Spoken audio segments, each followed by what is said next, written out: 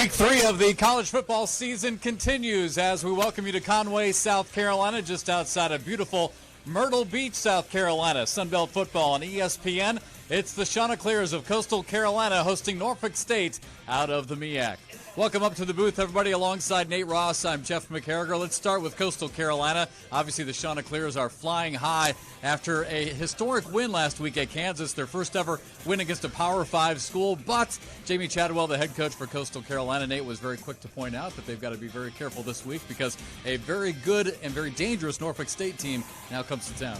Some people might call it a trap game, and Coach Chadwell told me, don't go for the cheese, guys. Don't make this a trap game. And these were all over the locker room. Hopefully it will not be for the Chanticleers. Both teams now 1-1 coming into play today, and both teams obviously have had huge wins. We talked about Coastal Carolina and their win on the road against Kansas. Meanwhile, for Norfolk State, they nearly pulled off an upset in their first game of the season at Old Dominion, their crosstown rival. It was actually Norfolk State that had the lead late in this game, and then Old Dominion would score with 3 minutes and 20 seconds left, as Old Dominion would go on to win it by a final of 24-21. But D.K. James was huge for Norfolk State. He had 5 receptions, over 100 yards, and a touchdown. Meanwhile, here were the highlights from last week for Coastal Carolina, as Fred Payton was just 6 for 9 for 98 yards, but he was efficient. Shadell Bell with a touchdown reception, C.J. Marable with the touchdown, and there's the celebration as they took out all their frustrations on the piñata of the Jayhawk. Well, with that, let's get to our impact players today as we'll go a little offense-defense. Well, Bobby Price, the strong safety for Norfolk State, is an amazing athlete, leads the team in tackles, and has 2 TFLs as well. His main focus will be the gentleman just next to him, C.J. Marable, leading rusher on this team, leading touch getter on this team, and they don't like that, and that Coach Chadwell thinks they got to find somebody else to play. But so far, C.J. Marable's been the man. Bobby Price as well for Norfolk State. We'll see who prevails. Again, first ever meeting between these two schools, Coastal Carolina and Norfolk State. Kickoff comes your way. You okay, bro? Rated E for everyone. Sunbelt football on ESPN. Again, we welcome you back to Conway, South Carolina. Just about a half an hour away from the beaches of Myrtle Beach at Brooks Stadium. As Coastal Carolina, the Chanticleers out of the Sunbelt, stepping out of conference here this afternoon to take on the Spartans of Norfolk State out of the MEAC. Again, thanks for tuning in here on ESPN3 with Nate Ross. I'm Jeff McCarriger. A little warm out there, a little humid, but really not too bad. We are used to this, obviously, down here in South Carolina. Norfolk State, obviously, has played in this as well, so that shouldn't be a factor today. Partly cloudy skies, a little bit of sun on the field right now. As again, both these teams, Nate, with a lot of momentum coming into today, but Coach Chadwell for Coastal Carolina talked about he thought it was going to be really important to get off to a good start today, again, against a very dangerous Norfolk State team. Yeah, he was really happy with the reaction the team had after losing in week 1. He is curious how they're going to react in a big game at Kansas, and he thought a great, quick start would be a plus. The toss worked out in his favor. He's getting the football first. Norfolk State actually won the toss but deferred, so Coastal Carolina, as Nate just said, will be on offense first. Jai Williams and C.J. Marable back deep to receive the kickoff from Ryan Richter, the sophomore out of California. And we are underway here from Conway. It's Marable from the 10. And some room up the middle. And gets out to about the 25-yard line. So again, if you're just tuning in for Coastal Carolina, a huge win last week. Their first ever win against a Power 5 school as they knocked off Kansas in Lawrence, Kansas last week. Got a couple of touchdowns and won that game 12-7. Time of possession was huge in that game. Coastal Carolina kept the ball for about 12 and a half minutes in the fourth quarter. Kansas really never had a chance to even try and win it. And that's Jamie Chadwell football. Keep the time of possession in your favor. They don't have the football. That will work today because when Norfolk State gets it, they are explosive on the offensive end. There's number 9, Fred Payton, getting the start again for Coastal Carolina. Just 6 of 9 last week for 98 yards, but again, very efficient. We just saw that highlight the open, that touchdown pass of 22 yards to Shadell Bell. And on the opening play, they'll pick up about 9 yards on the run. And that's something else that Jamie had talked about, is the importance of the run game here today, just trying to keep the ball away from Norfolk State, who loves to pass the ball. Well, you see Fred Payton highlighted right there, but C.J. Marable is the man that makes this offense go because of what you just said, Jeff. If they can run the ball and have 2nd and 8, now, 2nd and 1, which they have right now, that's a great asset. Quick pass to the sideline, in and out of the hands of Javon Hiley, the sophomore wide receiver out of Venice, Florida. Well, he's had a good start to the season. 8 receptions already for over 100 yards in the first 2 games. Now, we talked about in game 1, they got those little dink and dunk stuff going, but they got the offense moving, and then they got out of that kind of way to play offense, did it in the beginning of the second half. That's what they did. Big time unbalanced line. Look at his formation. C.J. Marable off to a good start as well, starting running back for Coastal Carolina. On 3rd down and 1, Marable might have gotten it. We'll see if they spot it. One official was saying at the 35. The other one was just shy of it. They needed to get to the 35 for the first down. They moved him. They gave it to him. Yeah, he just does pick it up. Literally, you can see the nose of the football right on the 35-yard line, just touching it. So first down for the When Chanticleers. they shifted, they could have had it if they snapped the ball because Norfolk State jumped into the neutral zone, but no snap, no contact, no penalty. Jaquez Hairston in there for the first time. He'll get the handoff. Falls forward for a pickup of 1. Jaquez Hairston, a redshirt junior from Martinsville, Virginia, again back up to C.J. Marable. That's interesting, Jeff. The first couple times they got those big gash plays, they went left. Left is where the offensive line is not injured as much as right, with Stephen Medoski out of this game at right tackle. They got 1 that time, going right.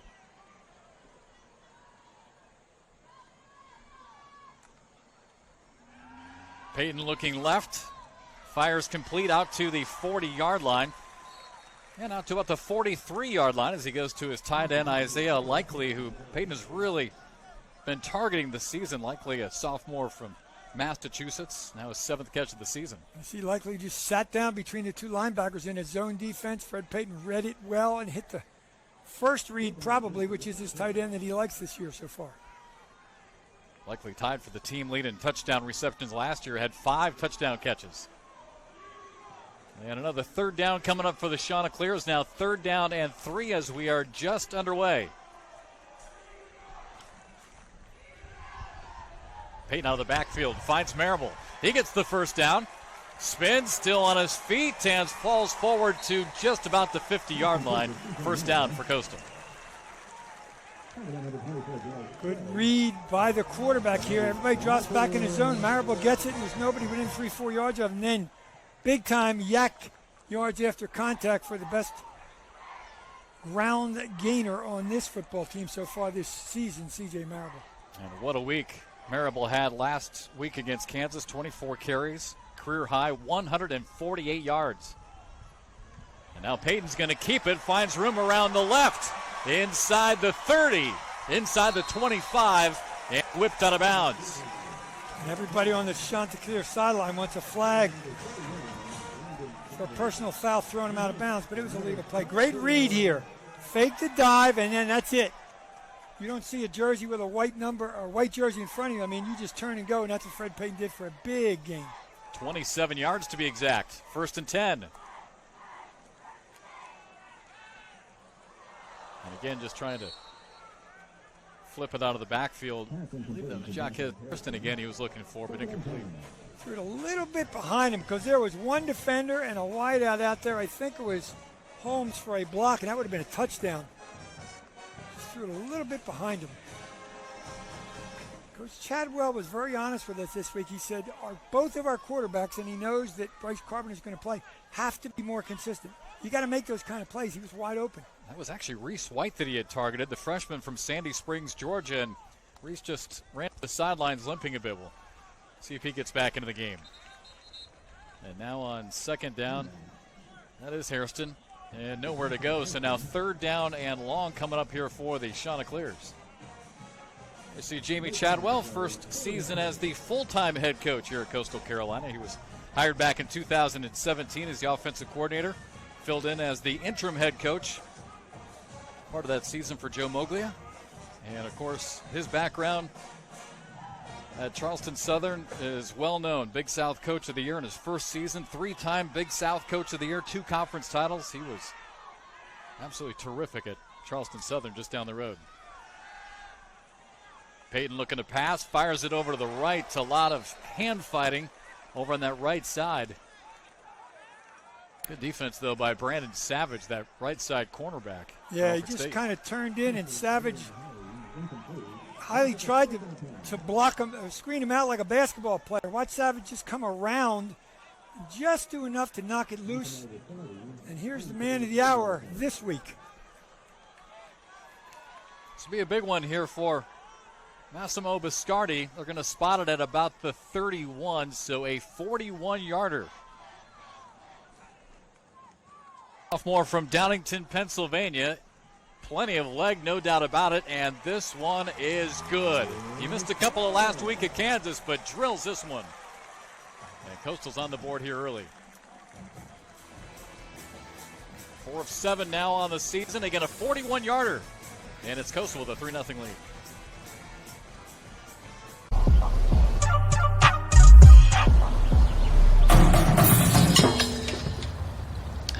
Rookie.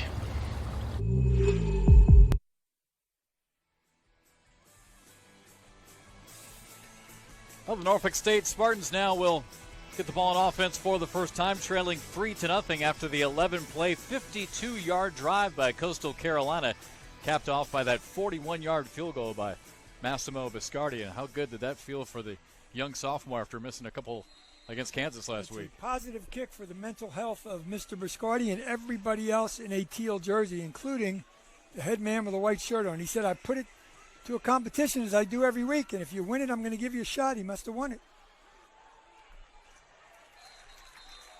And that went out of the end zone, back to the 20. I love what Coach Chadwell told us. He said, he brought Massimo into the office. He said, you're 3 for 6. You missed an extra point. I'd be lying to you if I said every game, every position's not up for competition every week. So I'm putting up for competition. If you win it, I'll put you in the game to win the game. He must have won the competition. Good job by him. And he drilled that 41-yarder. Yeah, I mean, that's plenty of leg on that one. Middle of the scoreboard. I agree. It could have been good from 51. Well, Norfolk State's again 1-1 on the season out of the MEAC, led by their junior quarterback, Jawan Carter, out of Richmond, Virginia. And in the backfield, Gerald Hewlett is going to get the start. And on the first play of the game, Carter overthrows Hewlett. One injury note for Norfolk State, and it's a big one here today, Nate. Aaron Savage, the starting running back for the Spartans, is unavailable for today. A leg injury. They're hoping to have him back, but he's definitely out for today. Yeah, that hurts them because they normally go one back, and he is the starter, and then Hewlett comes in and spells him.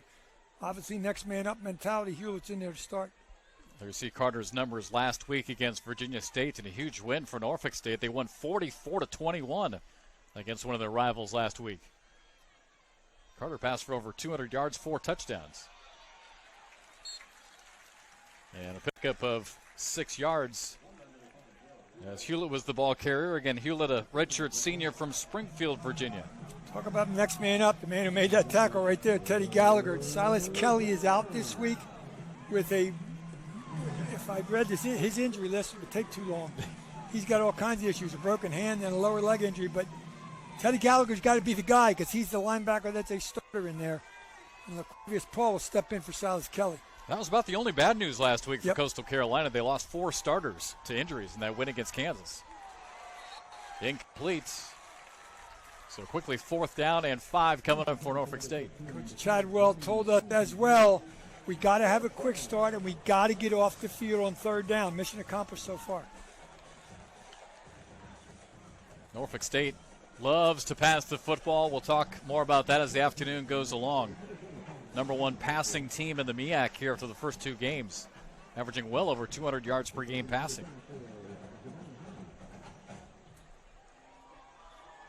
Ryan Richter to punt it away. And that one off the side of his foot a bit. We'll see where they mark this one. Actually have a flag back on the other side of the field as well. Right now they, preliminarily anyway, have it spotted at about the 39-yard line. So as it stands right now, really good field position here for Coastal. We'll see what the penalty on the is. sideline. I think it's offsides or procedure, which will be declined, I would think. And we'll hear from Kyle Olson for the first time Illegal today. formation, kicking team, more than 4 in the backfield. That 5-yard penalty will be added to the end of the kick. First down. And that just means more than four in the backfield might be a guy that's a half a step back off the offensive line, because that was almost blocked from the right side. But obviously you decline it because you get the ball almost at midfield. So again, the kick was out of bounds at 39 with the 5-yard penalty. Takes it up to the 44-yard line here for Coastal on their second drive. This is when Coach Chadwell likes to go for it all. Let's see if they do. 2 wide receivers set up to the right of Fred Payton. It's man coverage. If they go deep and beat their man, it's a touchdown. Instead, they'll run it up the middle on first down and pick up about 3 yards.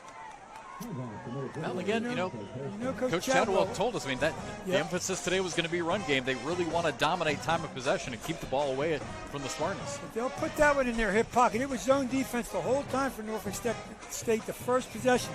That time it was 2 wideouts, top of the screen, top of your picture. Man to man, it's man to man again with a safety.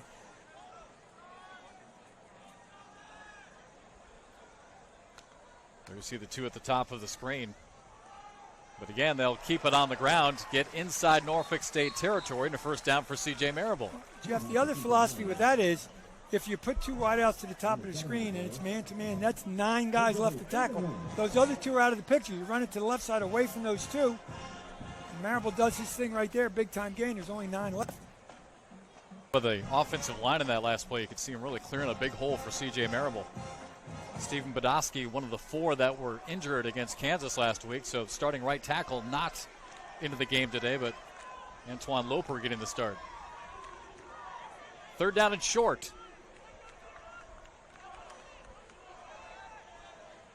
Payton puts Hiley in motion. Hands it off to Hairston. He gets inside the 45, down to the 41. Easy pickup on the first down again for Coastal.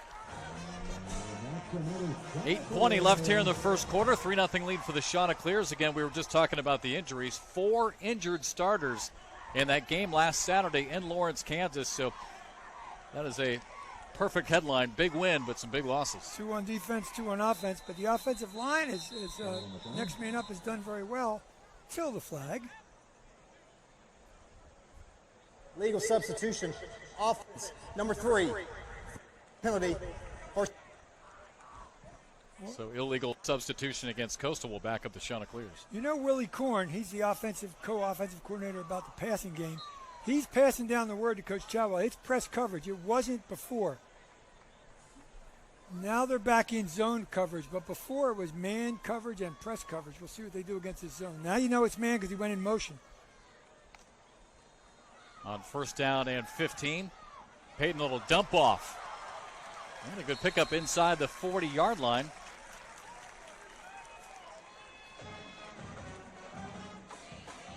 Just a little pass out of the backfield again that Coastal Carolina has done many times with Jaquez Harrison and also with C.J. Marable. Well, that's what you do. You send somebody in motion, and if a man goes with him, you know it's man defense.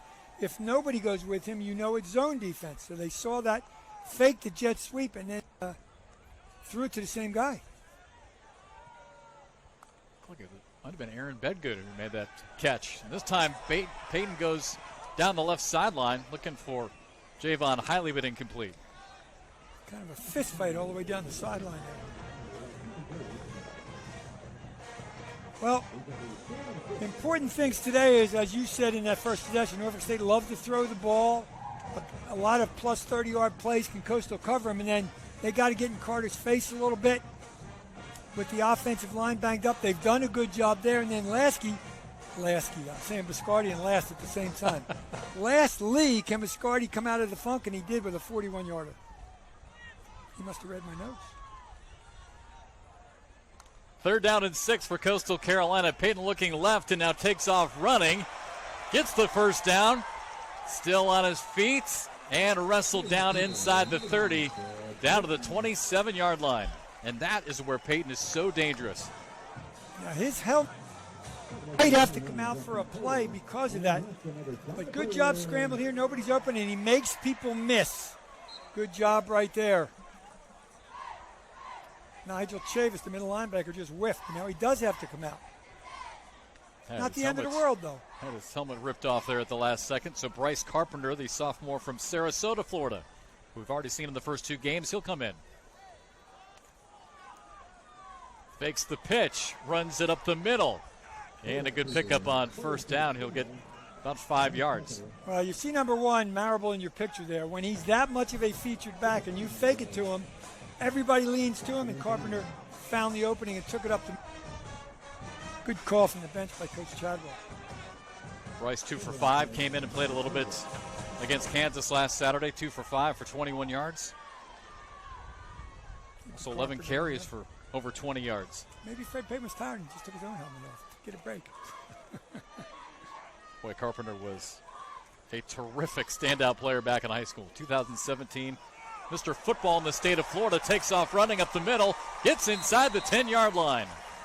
This is kind of a staple play for the Chanticleers, this jet sweep. And when they watch, he'll fake him. Watch the whole line goes towards the fake. And then Carpenter just makes people miss and just bowls people over right up the middle. Excellent play.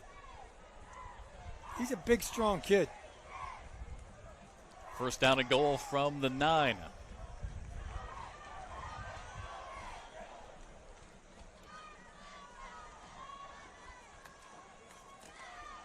Carpenter hands it off to Marable. After initial contact, will pick up a couple of yards down to the 6. Obviously, yards are a little tougher to get in there. And you say, boy, Carpenter came in, he's ready to play. They know they're both going to play, Carpenter and Fred Payton, every game. They just don't know when. So obviously the helmet comes off. Carpenter's got to go in. But he's ready at all situations, as is Fred Payton, to go back in. And they are going to stay with Carpenter here as they have been able to get down to the 6.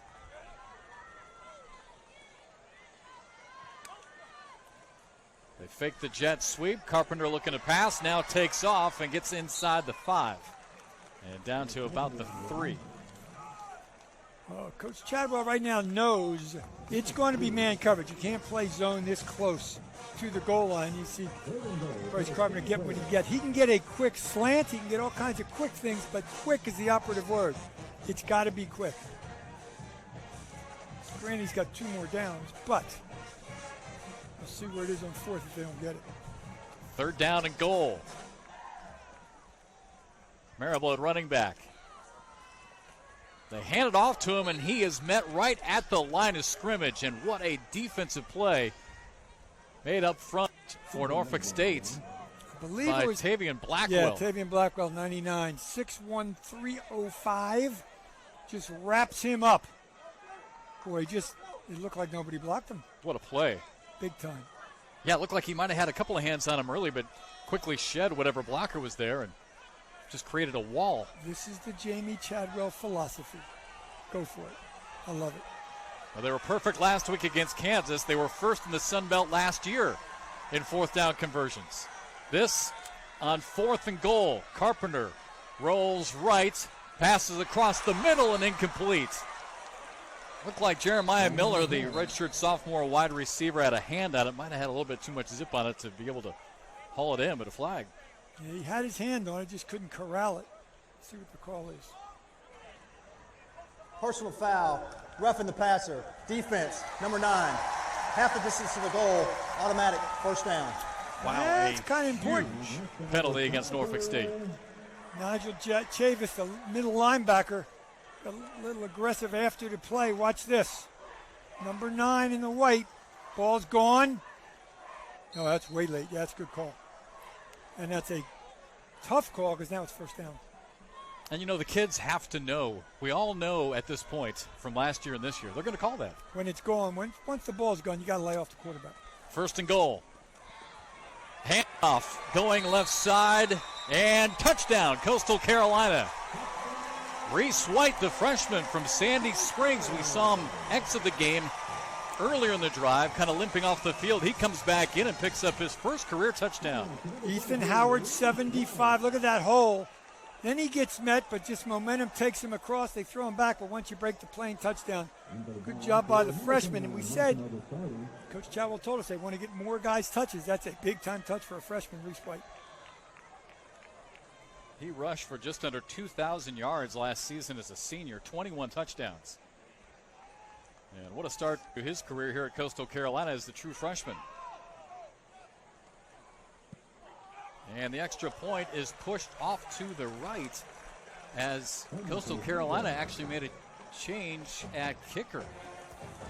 That was Kieran Colahan who pushes it right, and it's now a 9-0 lead for Coastal.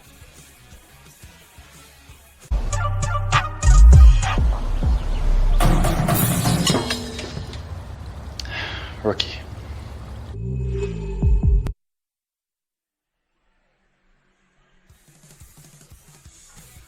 What a drive for Coastal Carolina. 12 plays, 56 yards. It took 6 minutes and 21 seconds off the clock as Coastal Carolina takes a 9-0 lead after the missed extra point. The drive, of course, capped off on the 1-yard touchdown run by Reese White, the freshman's first career touchdown. Well, you said he had a ton of yards in high school. Different situation, but he came through very, very well. Bit of a break. And again, Norfolk State's going to let this one go out of the end zone. And now all of a sudden, I don't want to make too much of just what is going to be only the second offensive drive of the game for Norfolk State, but obviously this is huge, Nate, because the Spartans weren't able to do anything in that first drive. It was 3 and out. And down 9 points. If they're down 3 points, no big deal. We'll just keep playing. But they're down 2 scores. So we'll see if the philosophy changes. It probably won't. Latrell Scott, the head coach, calling the plays. You see Latrell Scott in the background, and there on your screen, the Spartans 0 for 12 all time against FBS schools, and they were hoping to try and snap that streak today. Long way to go. Carter rolling out, and it is intercepted. Big. That one is picked off by the Chanticleers. Alex Spillum with the interception. So 3 and out on the first drive, and now an interception on the first play here of their second drive. Carter's being pressured. He probably threw it a little quicker than he wanted to. And go high point that football, young man. Get yourself a pick and get to put on the cloak. There he is. I love it. The Game of Thrones inspired cloak, and everybody bows down to the king. It's good stuff. It's the turnover cape, right? Yep, that's it. Turnover cloak. The idea came from strength coach Chad Scott, but the manufacturer was the wife of defensive coordinator Chad Staggs, from what we have been told. I'm impressed. Handoff to Marable. Finds some room inside the 30. Good pickup on first down as Fred Payton back in at quarterback. Chanticleers with 2 picks last week at Kansas. And then obviously one right there. The 2 last week were both by Chandler Crisp. Under 3 minutes to go in the first quarter. Time of possession has been dominated by Coastal Carolina. So is the offense. 111 total yards to 6 for the Chanticleers. Gotta hurry up. Option left. Marable takes a shot at the 20-yard line. That's the man we told you about in the pregame. That's the 2 gentlemen they met very harshly. Watch Bobby Price, 6'4", 205 strong safety. Mr. Marable, how you doing? Welcome to college football. The NFL guys love his body and love his speed. He's a big-time athlete. We'll talk about his athletic prowess a little later, but led him in tackles, and last week you can see 7, 5 solo. He's not afraid to hit you. A collision. First down from the 20. Payton fires into the end zone, and a lot of pushing and grabbing. Coastal Carolina fans obviously wanted a flag, and they don't get it. The intended target was the tight end Isaiah Likely. Watch this one again. Yeah, there's a lot of hand fighting going on. Likely gets a hand on it. They both push off right there. Kind of back and forth. Looked like Likely might have pushed off a little bit, but then Price grabbed his jersey back. Barry Blackwell, the side judge, was like 6 feet from him and figured turnabout's fair play, let him go. It's not the NFL. You look at a guy, it's pass interference in the NFL. Payton looking downfield, overthrows to Keel Holmes. They're near the 10-yard line. And now third down coming up for the Chanticleers. Coach Chadwell, I hate to harp on this, but he said they got to be more consistent. Trust, granted that was on the run, but he's got wide open receivers. You got to hit him. Third down and 10 for Coastal Carolina with a 9-0 lead. This mix and match offensive line so far has done a heck of a job because of 2 injuries up front.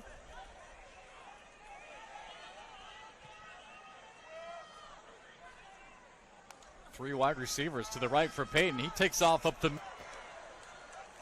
gets it inside the 15. To get to the 10 for the first down. So now I guess the big question is going to be on fourth down, who's going to be your kicker? Because we saw Biscardi drill a 41-yarder to take a 3-0 lead, but then they made a change, went with Kieran Colahan out of Australia on the extra point. He missed it, and now it looks like they're going to go back to Biscardi here for what will be about a 31-yard field goal. Laughing. Maybe they're alternating every kick. Drilled it from 41 right down the middle. This one's 10 less. Good snap, good hold, and that one is good. He drills it again. 2 for 2 on the afternoon for Biscardi. 1:10 left to play, first quarter here from Conway. It's Coastal on top, 12-0. Rated E for everyone. Norfolk State once again will get the football here after the kickoff as they trail 12-0. And what an impressive start, Nate, for Coastal Carolina's offense. Big time quarter for the Chanticleers.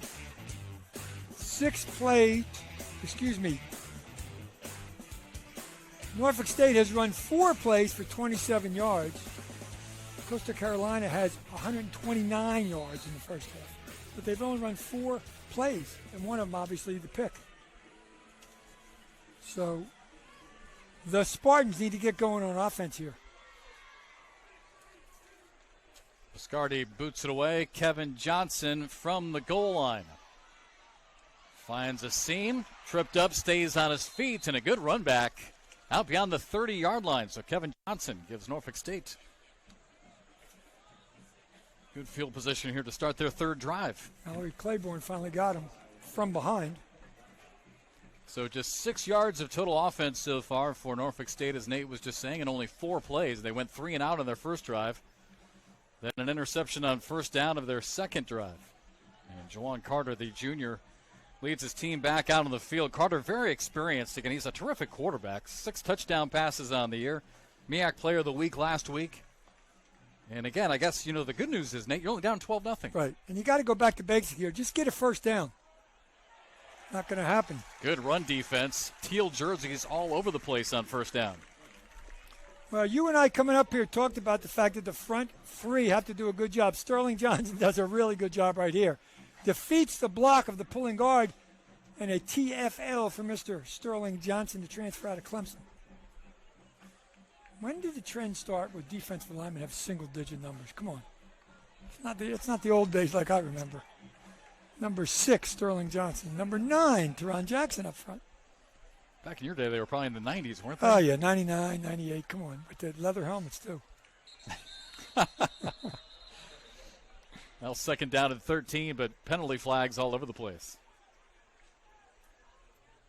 Got a referee today, Kyle Olson in the white hat. The snap, false start, off 63, 5-yard penalty. Right tackle, Craig Rodwell. That is not what the boss wants. Terrell Scott's he's looking at that play sheet. I got to find something that works here. He'll get a quarter or a break between quarters to talk about it in about 10 seconds.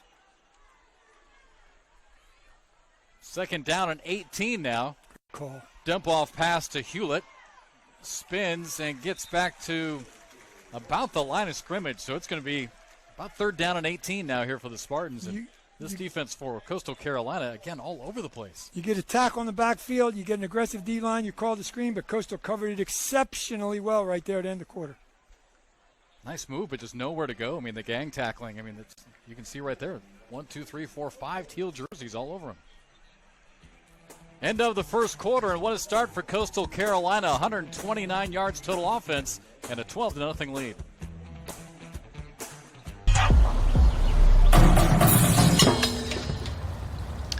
Rookie. Teddy Gallagher, linebacker for Coastal Carolina, and their defense stay on the field. 3rd down and 18 coming up here for the Spartans of Norfolk State. His buddy Silas Kelly is injured, so the defense with 2 guys out is playing exceptionally well so far. They did in the first quarter.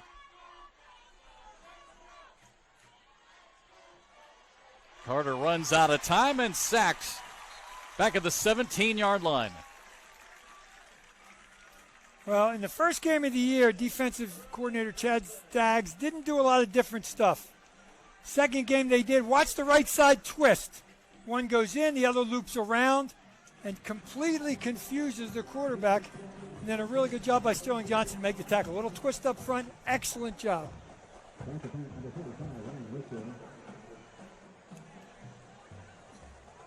Makes it 4th down and 20.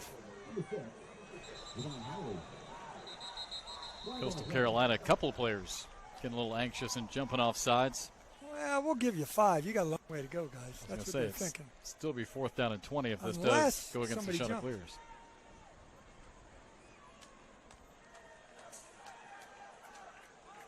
And actually, the Coastal players are pointing against Norfolk start. State. Kicking team, number 9. 5-yard penalty. Remains 4th down. And you can add that to the category of adding insult to injury, sir. So now Ryan Richter will punt out of his own end zone. Javon Hiley waiting on the other end. You know the Norfolk State coaches during that break between quarters just, all right, guys, that was the worst quarter we've played all year. But it's over. Let's get back to business. The Chanticleer defense was up to the task. Nice little twist up front called by Coach Staggs, got him a sack. Wow, Norfolk State minus 4 yards of total offense. They just have not been able to literally get anything going. Richter from his own end zone. Hiley waits. Ooh, nice punt. Booms it all the way back to the 35. What a punt. And Hiley trying to stay on his feet and finally swarmed under at about the 36-yard line. What about that kick from Richter?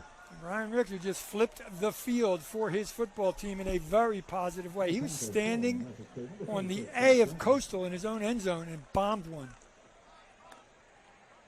Oh, I lied. He kicked it from the 1. But look where it's caught. On the 30. That's a great kick. Now it's up to the defense for the Spartans to try to get the football back. Well, you know what? If Norfolk State can force a 3-and-out or get this football back quickly, I mean, that could end up being a huge play here in the first half, just that punt. You're going in there to flip the field, but it doesn't happen that productively, if that's a word, but it sure did right there. Fred Payton stays in at quarterback for Coastal Carolina, and 1st and 10 from the 37-yard line. Jet sweep. Coastal bringing around the right side, and being a nice gain on 1st down. We'll sweep to Jai Williams, redshirt freshman from Jacksonville, Florida. Javon Hiley, number 6. If you're a wideout for the Coastal Carolina Chanticleers, you got to block because they run the football a lot and they like to spread the field out and run those jet sweeps. So the wide receivers have to block, and he did a decent job there. Got about 6, maybe. See, I think he ran probably about 40 yards. Yeah, to get 6.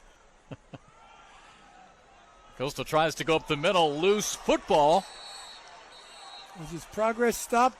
And Norfolk State's got the football. Bobby Price, who we were just talking about back in the first quarter, comes up with the recovery. And if this stands, turn of momentum here for the Spartans. The question was Marible's knee down? I think it was, and then he stood up to get a little momentum. It looked like his knee was down. That was in real speed. And I'm sure they will review this. Or may have already done so. I don't think there was a better look than the one we just had from the end zone angle. Agreed.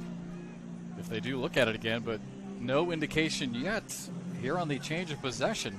Here it is. Watch his right knee. Or left knee, rather. Oh, actually, I'm not sure it touched on that review. It did not touch. It came really close, but it did not touch. And that's why we're not snapping the football. They're looking at it. Boy, looking at it again in slow motion, great shot, guys, from the end zone. I'm not sure his knee touched.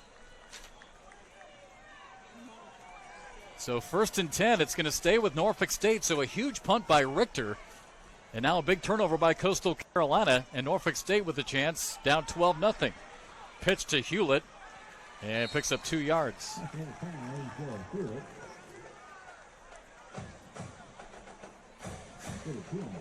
Offensive stats here for Norfolk State so far. Again, -4 total yards offense until that play. 4 penalties, just 7 total plays. But again, all that being said, down just 12-0 and a chance to totally turn this this game around right here.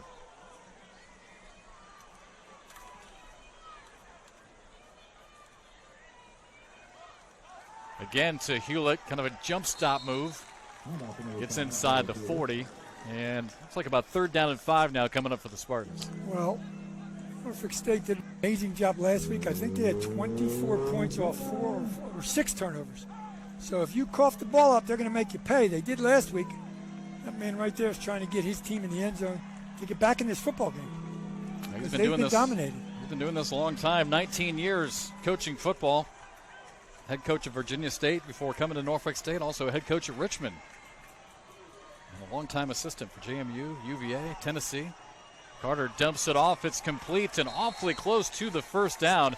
DK James, the team's leading wide receiver, with his first catch. Who happens to be a transfer from where? Coastal Carolina University. Played here last year, redshirted his first year. Last year played 3 games and got injured. So that doesn't count with the new rules. And as Coach Scott told me, he loved it here. He just thought it'd be a better opportunity for him at Norfolk State. And when you're the leading receiver on a football team, that's a good opportunity. 4th down and 1. Hewlett in the backfield. And instead, it's Carter who keeps it around the right side. Down to the 10, inside the 10, and out of bounds at about the 8-yard line. What a fake by Carter, and a huge game for Norfolk State.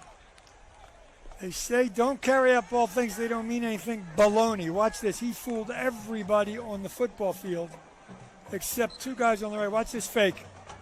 And he's gone. And then, thank goodness, there's a couple Coastal Carolina D-backs to bring him down. That's an easy touchdown. Good job for the junior who started every game since he's been on campus. A lot of experience, a lot of been there, done that.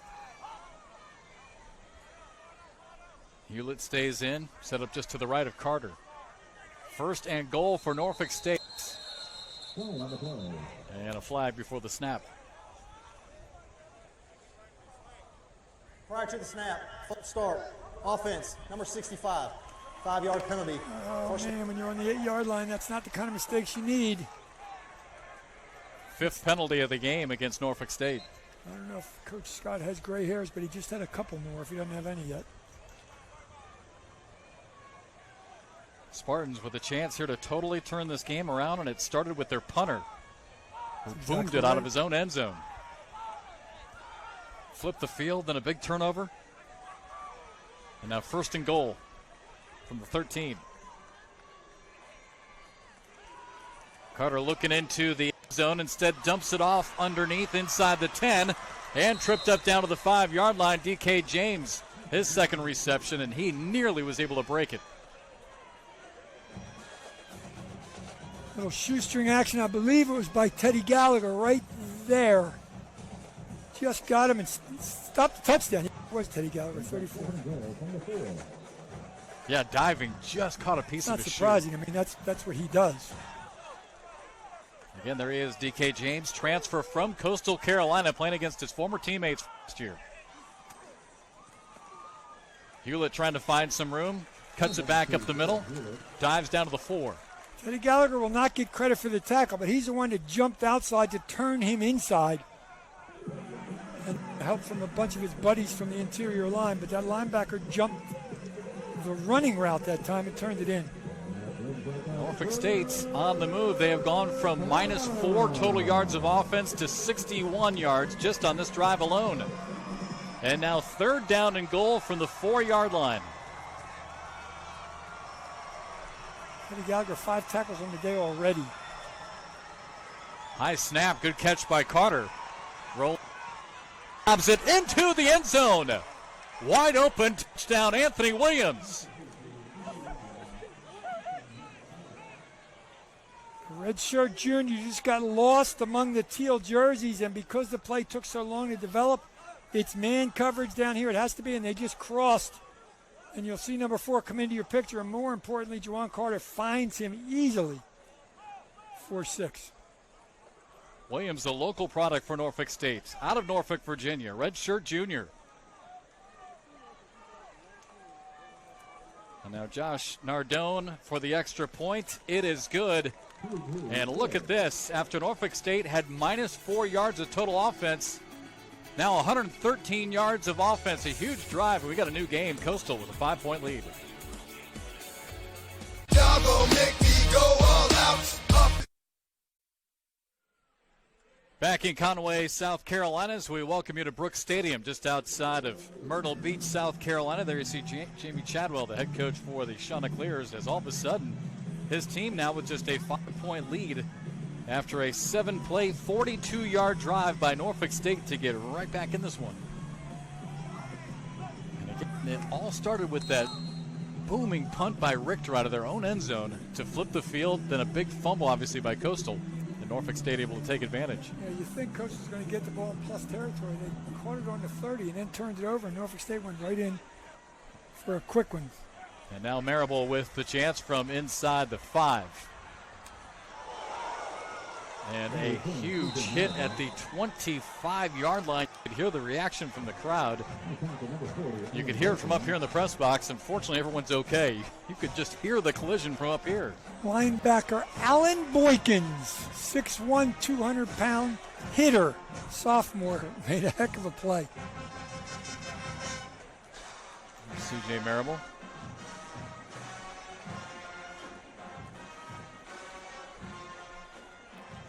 A lot of swings in a football game. The momentum was 100% behind the Chanticleers after the first quarter. And we're in the second quarter, and it has quickly flipped. Peyton fakes the handoff, dumps it off again underneath. And the flag is Tequil Holmes had a ton of room to run down that right sideline. Chadwell wants to know why you stopped it. The wideouts did a great job of blocking. He had a touchdown. Replay would like to look at the previous play. Previous play is under further review. Wow. Well, the signal must have literally come down at the last second. Boy, that was a touchdown. So they're going to look at this last play. Again, you could hear the reaction of the crowd on that hit. It was a perfect call. They had it blocked with the 2 wideouts and a little wheel route, and he was gone, but all for naught. Let's see if we can see the very end of this play. Oh, yeah, well, you can tell what they're going to be reviewing. Yep, that's why they stopped it. But, I mean, it doesn't take you long to see that. Maybe they didn't have that angle, but. Yeah, and that's well, I guess we'll wait for the official word, but I guess I can just tell you we've seen a lot of these, and that's probably one of the more obvious ones. The good news is everybody got up and ran off the field.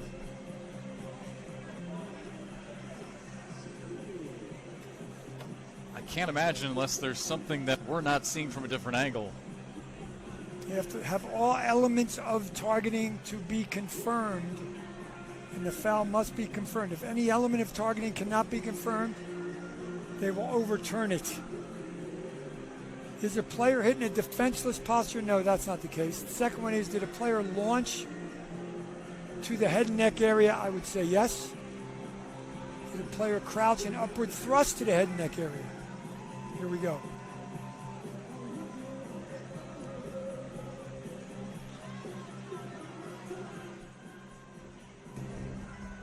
After further review, there was a kickoff. Kicking team, 40. Number 40 of the kicking team has been disqualified. We will add 15 yards to the end of the kick. Please reset the game clock to 9:15. 9:15. First down. Unfortunately, that's the gentleman we talked about, Alan Boykins. Made a heck of a play, but not a legal play. And it's all about safety and health of the players, and that's why he has been ejected from the football game. Well, and as you said, I thought you brought up a great point, Nate. I mean, fortunately, after we saw that replay, and that's, I mean, That's why we're not showing it again. Fortunately, everybody's okay. We thought it was a great hit, and everybody got up. But unfortunately for Mr. Boykins, we have a replay crew headed by Penny Havener, and they saw it and saw it correctly. And it looked like no argument whatsoever from the Norfolk State Spartans sideline as well. So on first down, back to the ground. Here for the Chanticleers, Jaquez Hairston with the carry. And a good pickup on first down now. Second down and short coming up for Coastal Carolina. No matter how aggressive and how violent this game of football is, it's about health and safety, and you have to call it. You know what's interesting? I was watching one of the promos for the 100 years of the NFL the other night. Some of those hits that they used to lay back in the 70s and 80s, are you kidding me? I mean, I was watching the promo video. I'm like, that's a flag. Oh, that's yeah. a flag. Exactly. There's another flag. But it's all in the name of player safety, and that's obviously the important thing. Again, they'll keep it on the ground on second down and short as Hairston is thrown back behind the line of scrimmage. Looked like Deshaun Dixon, I believe, 18. Yeah, he's the one who came up flexing. He got him, and if he had a rope in his pocket there, it'd be just like steer wrestling, where you put him down and tie him up. So now third down and 1 for Coastal. Chanticleers are 4 of 7 on third downs so far here this afternoon. A 5-point lead. Handoff. This will be a first down easy into Coastal Carolina territory. Inside the 45-yard line, and what a run by Jaquez Hairston. I mean, this was a run with anger. Well, and this is what Coach Chadwell talked to us about this week on the phone. He said, I got to give C.J. Marable a break, and now he's got guys he can trust, because that was a big-time run for a big first down for the Chanticleers. Hairston thought he was coming out. He's going to stay in. He wanted to get a break. He said, nope, get in there, son. You did good. Oh, he's wide open if he chucks it. Trick play. Misses his receiver. A lot of action on that play. Didn't find anybody. To Fred Payton. I thought the deep receiver was open. Yeah, he missed the underneath guy, but he looked at the underneath guy. You got to go through a couple reads there, and he did. First time we've seen that one this year. Second down to 10.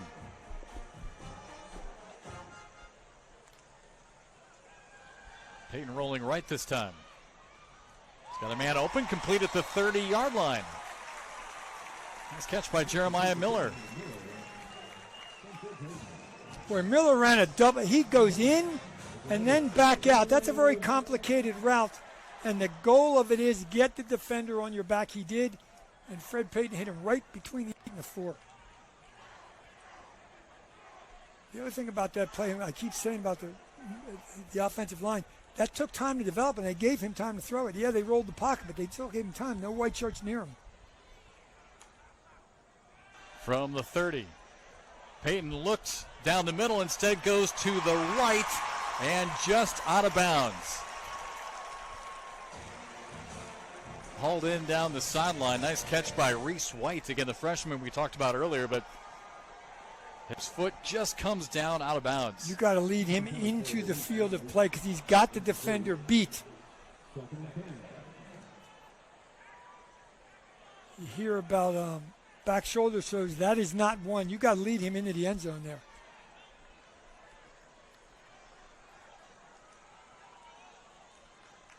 Second down to 10.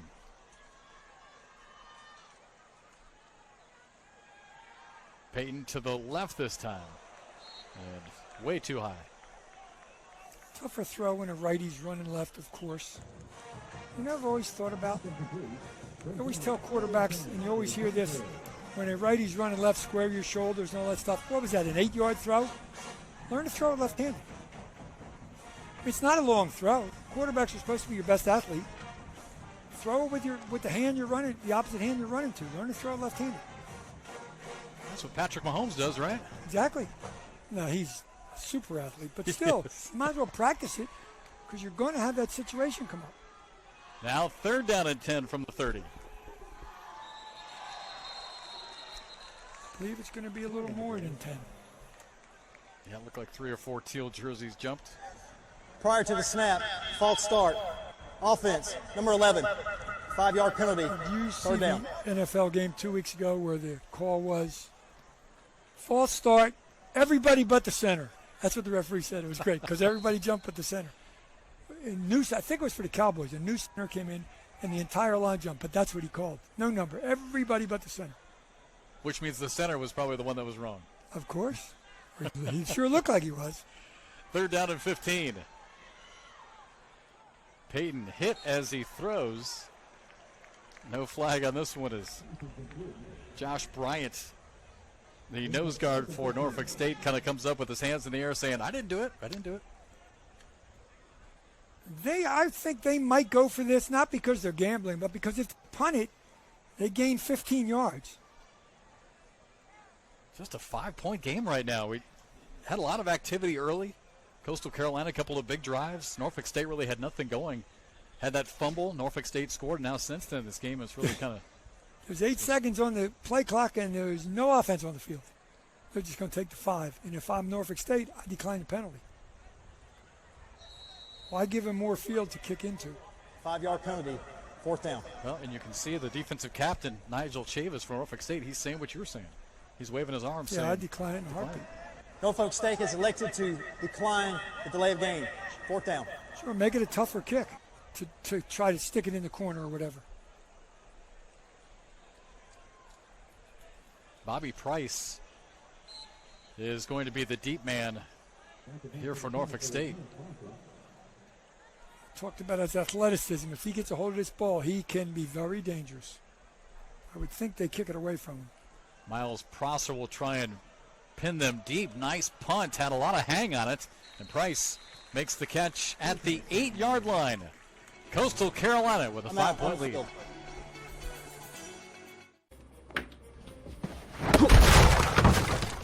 You okay, bro? Rated E for everyone. Well, what a week it was for Coastal Carolina. Evacuated from their campus for the 2nd time in as many years. Coastal actually had to practice on the road all week leading up to that game against Kansas. They were up in the upstate of South Carolina practicing at high schools, at Christ Church Episcopal, at Furman. And it was nice also for Dabo Sweeney and the Clemson Tigers to open up their practice facility as Coastal was able to practice at Clemson before heading off to Kansas as well. But what a week it was of travel. Yeah, Director of Operations Kevin Costello probably didn't sleep a lot that week, and Dan Morris, the equipment guy, because they were all over the place at various places to practice, but it all paid off for the win. Hewlett wrapped up and thrown down inside the 5-yard line, and again, terrific stop. And tackle for a loss by Coastal. Front 3 doing their job of getting, first of all, defeating the block, and then finding the play.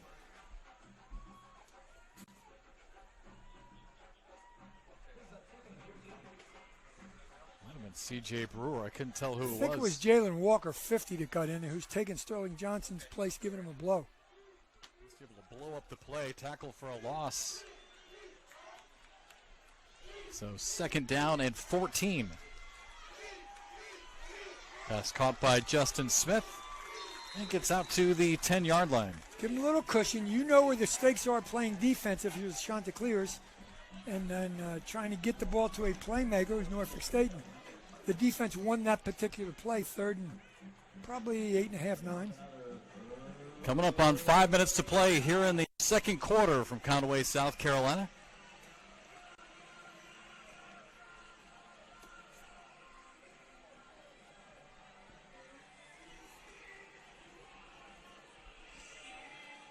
Play clock already down to 8 here for the Spartans. Down to 3 seconds. Not sure if they see it or not. Nearly runs out with 1 second. Carter gets it away. Tries to fly deep down the right sideline, well covered. And now 4th down coming up for Norfolk State. You see a hat on the field right there. That's where the receiver ran out of bounds. The referee threw his hat down. If he was forced out, it's one thing, but if he ran out on his own, you're coming back. Well, here's the man that turned it around last time. Maybe that was the play. Let's get a punter to flip the field, and we'll get a turnover. Yeah, one of the plays of the game came earlier here in this first half. Richter out of his own end zone, actually from his own 1, booted all the way to the 35 at the other end. Flipping the field, Coastal then had the fumble. It up and then able to score to make this a 5-point game. Richter nearly has it blocked as this one is fielded at the 50-yard line and highly wrapped up and tackled inside the 40. Good field position coming up here for the Chanticleers inside Norfolk State territory.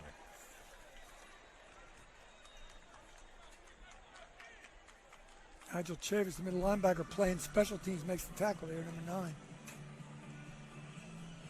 Now offensively for Coastal Carolina, 12 points here in this first quarter, a touchdown and a couple of field goals, 165 total yards of offense, 36 yards passing, but 129 yards rushing for Coastal Carolina.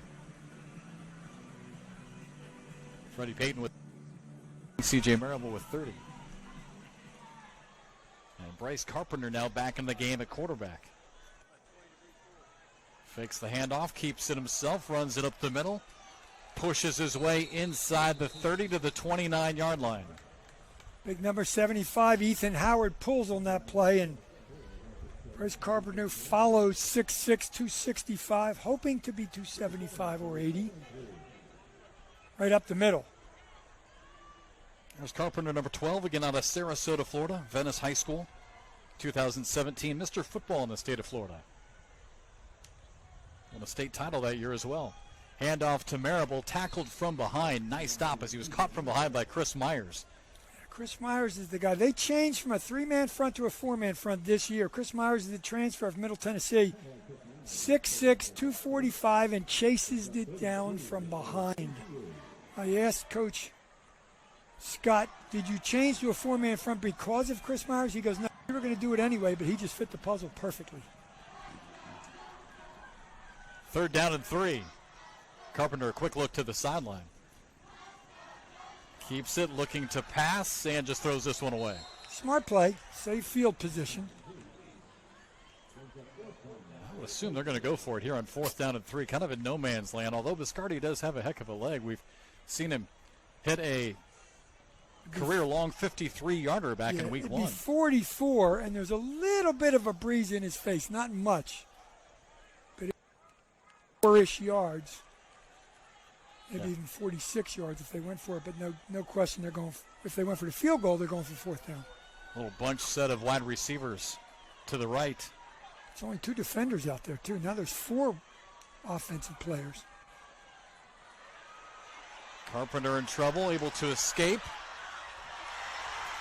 And dives out of the 25-yard line, gets the 1st down. Got it by a yard. 6'1", 200 pounds of determination. He breaks 1 tackle. He breaks 2 tackles. He knows where the sticks are, and he gets the 1st down. Big-time play for the sophomore. I thought Coach Chadwell, among many great points he had when he talked to us, he said, yeah, both my quarterbacks are sophomores, but they've only played about 6 games so far because of the injuries last year. Neither of them played a complete season. So they got a long way to go in having the game slow for them, and Coach Chadwell wants to stop this one. But he said they got a long way to go in having the game slow down so they can be as effective as I want them to be, but a little better each game. Coastal Carolina timeout, 2:45 to play in the half, and a 5-point lead. Y'all gon' make me go all out. Up. Back at Brooks Stadium here in Conway, South Carolina. Warm day here in September. Week 3 of the college football season. Going by fast already, isn't it? Absolutely. Coastal with just a 5-point lead, 12-7, but looking to add to that. 2:45 to play here in the first half as Bryce Carpenter, the sophomore quarterback from Florida, stays in on this drive. 3 receivers there, top of your screen. Carpenter takes off running up the middle and tripped up from behind. They're right at the line of scrimmage. Able to pick up a yard. Deshaun Dixon. Yeah, Deshaun Dixon got him. Carpenter had a choice, and he ran into number 18 instead of running away from number 18. But good play by Dixon.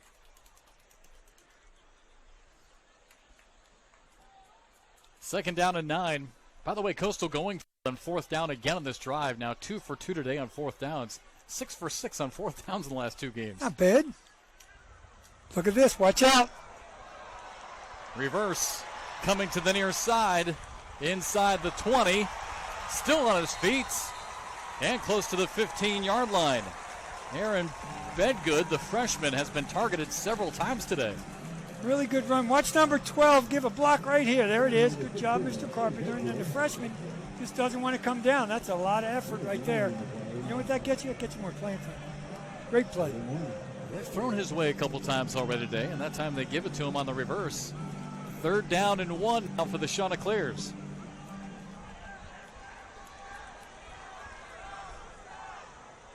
Offensive line's got to do the job. They've done well so far.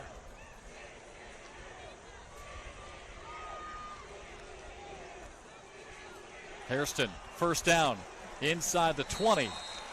And down to the 11-yard line. Jaquez Hairston and Reese White now getting a lot of the work. We have actually not seen Seiji Marable back in the game ever since that targeting call. Give him a break. Yeah, that's a good point. I didn't think about that. Stephen Badowski out, Antoine Loper in for him, and that's the right tackle. It opened up a huge hole for that 1st down. That's an excellent point. In fact, I'm going to try to find him on the sideline. If you were not with us earlier, a targeting penalty was called against Alan Boykins for Norfolk State on the hit of C.J. Marable on the punt return. We haven't seen him since. There he is, C.J. Marable back into the game. That's great news.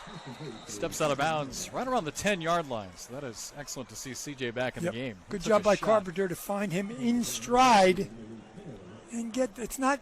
They can still make a 1st down inside the 2. The clock is not in their favor. They do have the timeouts, and you can see right there, $1:18 to go in the half. Used 1 timeout. Coastal has 2 left. There's CJ number 1, junior out of Decatur, Georgia.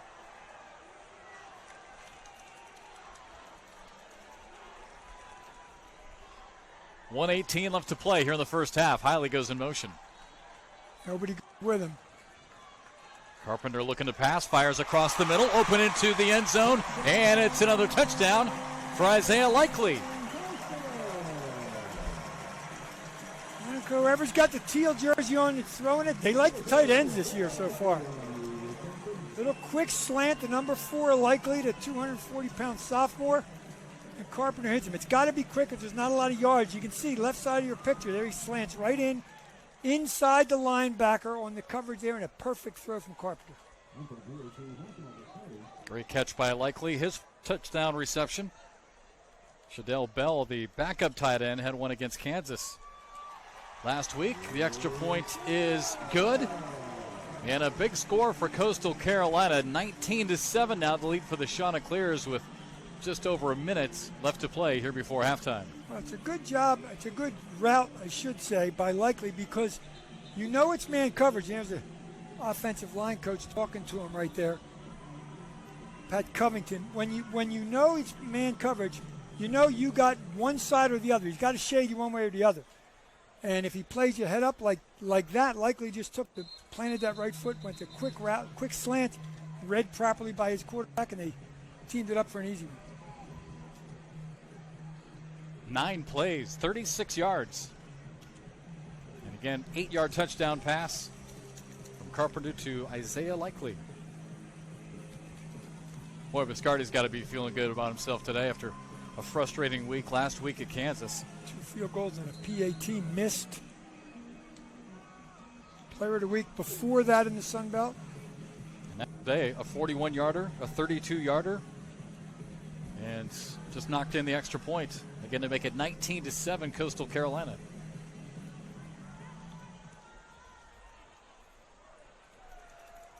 Short kick, fair caught at about the 21-yard line. As Norfolk State will have just a little bit over a minute here left in the half. Well, you say, boy, they got a long way to go. They love to throw the football, and they love to throw the football more than 10, 12 yards. So they are very, they have a high percentage of making something happen here. It's all in the arm of Juwan Carter. As you just mentioned, number 1 in their conference, Norfolk State is, through 2 games in passing yards per game. 237 yards a game passing. 10 different receivers have at least one catch. 7 different receivers have at least one touchdown catch. Number 1 in total offense in the MEAC as well. And that's impressive considering they lost the game of the first 2. Let's see how aggressive they want to be here on 1st down and 10 from their own 25, but just before the snap, a whistle. Delay game. Offense. Number 8. 5-yard penalty. First down. It always gets me when you're coming on the field to have a delay call. Sometimes the coaches say a little too much on that sideline. Get on the field, son. 7th penalty of the game on Norfolk State. Backs them up to their own 20. Coach Staggs has mixed it up defensively a lot in this game. This would be a good time to throw a little something to put a heat on Carter, but Carter's got to read it properly. It looks like they're coming after him, and they are. He sees it, tries to run, and drag down inside the 20-yard line. That'll be a loss of 2 yards. Ron Jackson started up. He had a lot of help. Sterling Johnson, also might have had a hold of his jersey, just trying to wrangle him. Here's the replay. Came at him from the right side there. He read it properly. He knew he didn't have time to throw it. A good job by the Chanticleers to get in there and do their thing. Yeah, C.J. Brewer actually had a handful of jersey, and then Sterling Johnson cleaned it up. Well, now timeout with 1:04 to play. Well, With 2nd down and 17, so now Coastal's thinking, hey, we might have a shot here. Exactly. That's why they called the timeout. Don't let the clock run out. We can try to get the ball back. As you can see in the bottom right, they have one left. So if they can stop them here,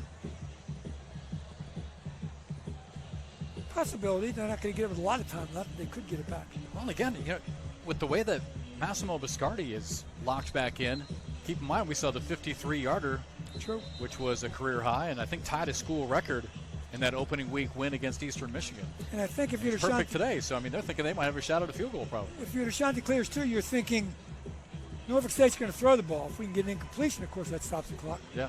Norfolk State might say, we'll take 19-7, we'll go in and talk about it, and just run the clock out.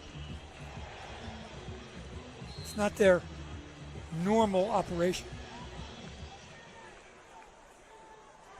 2nd down and 17. They will pass.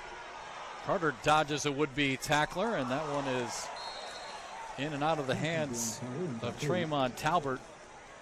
And it's incomplete. And to your point, Nate, still 57 seconds left, so it stops the clock again. Just saved your timeout. You can see good escape. Had to try to make something happen, and then Talbot just couldn't get the hands. Just couldn't control it.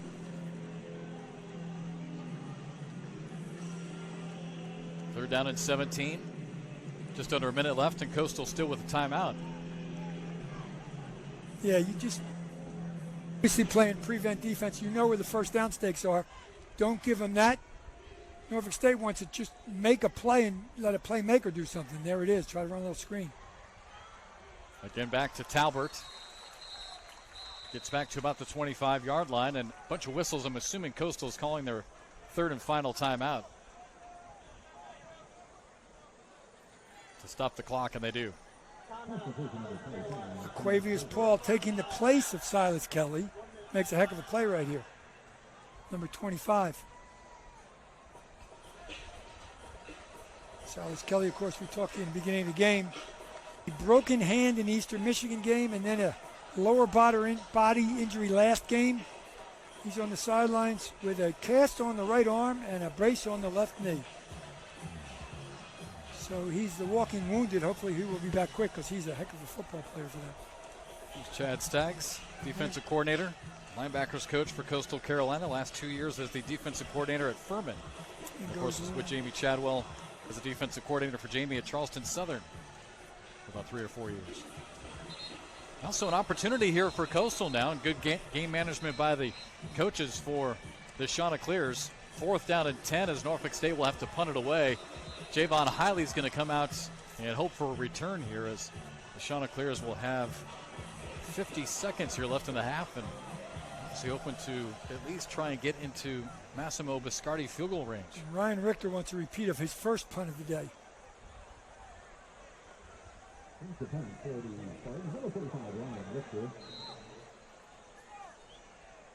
So Richter from his own about 10-yard line. And again, nearly blocked Richter with a high soaring punt that is fielded just inside the 40. Tell you what, Richter's They're coming got a close. leg. They're coming clear. He does. A lot of hang time, which obviously gives your cover team a lot of time to get there. Nothing they can do but call fair catch. One timeout. Probably need about 25, 30 yards to give Biscardi a shot at a deep one. So the replay, as you were mentioning, just nearly blocked. A little bit of a breeze as I'm looking at the open end of the stadium, the American flag, but not much. And we saw Biscardi is good from plus 50, but they got a long way to go to get there first. Yeah, they're going to have to get down to somewhere around the 35-yard line to get into range of Biscardi. Fred Payton back in.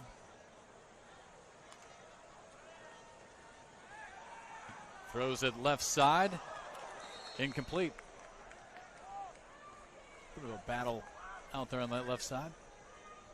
Biscardi, as he'll start warming up again. If they can get down to around the 35-yard line, that would set it up for right around 50 yards. Again, we saw him nail a 53-yarder back in week 1. And, of course, today he's already knocked in 2, one from 41, one from 32. That was Quinterly, the free safety, knocked that one loose.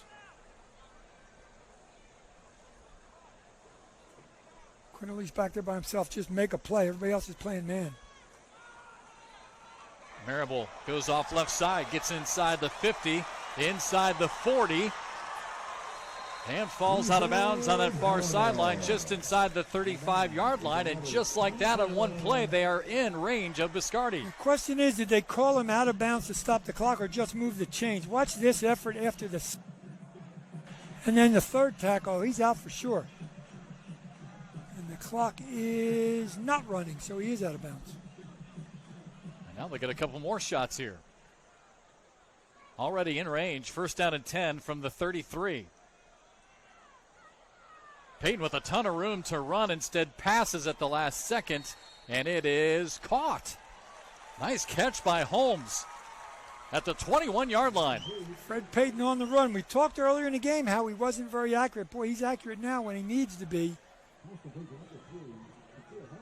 Biscardi's saying, keep going, guys. I'll take the PhD. 1st and 10 again. They'll spot it right at the 20. No timeouts left, but they're using the field to their advantage. Payton looking over the defense. Fires complete again and out of bounds to stop the clock with 14 seconds left. Terrific placement on that throw, and nice catch by Hiley. It's almost like, it isn't, but it's close to being like 7-on-7. He's just sitting back there and chucking the football. There's not a white shirt near him. There hasn't been but a few plays today, so the biggins up front are doing a heck of a job. We just saw Isaiah Likely, number 4, already with 1 touchdown catch. They love the tight ends in these situations. Payton throws too high into the end zone, incomplete.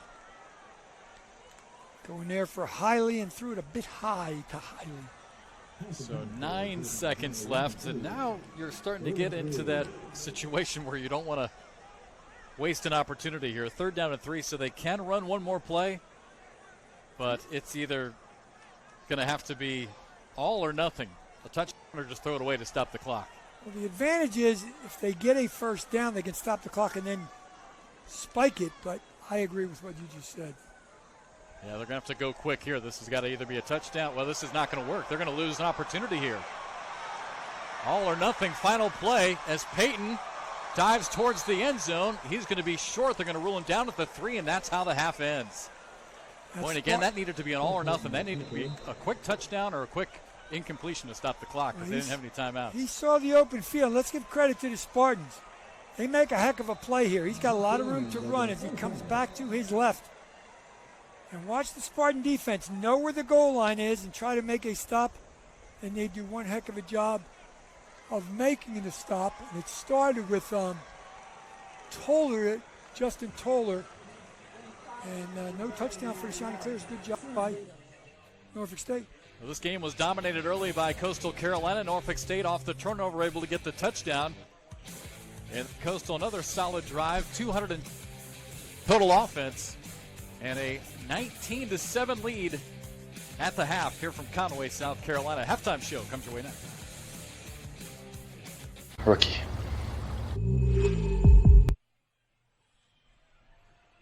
Week 3 of the college football season as we welcome you back to Brooks Stadium here in Conway, South Carolina. Again, just outside of Myrtle Beach. Sunbelt football here on ESPN. Coastal Carolina with a 19-7 lead over Norfolk State. Alongside Nate Ross, I'm Jeff McCarriger. And we'll take a look at some of the first half highlights as this game was really dominated by Coastal Carolina. Really from the get-go. Nice couple of drives here for Coastal, Nate. Yeah, they really dominated the first quarter. They gave up single-digit yards to Norfolk State in that first quarter.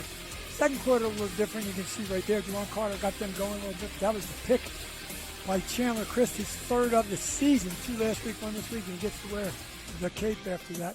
And there's a big-time hit on Marable by the big-time strong safety, Bobby Price.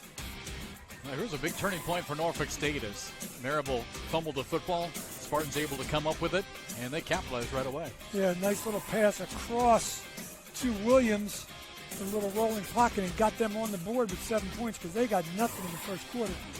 That made it just a 5-point game, 12-7, but then here in the waning moments, a nice drive by Coastal Carolina. Likely with the touchdown to put them up. The score we have right now, 19-7. Good first half for Coastal Carolina. Rated E for everyone.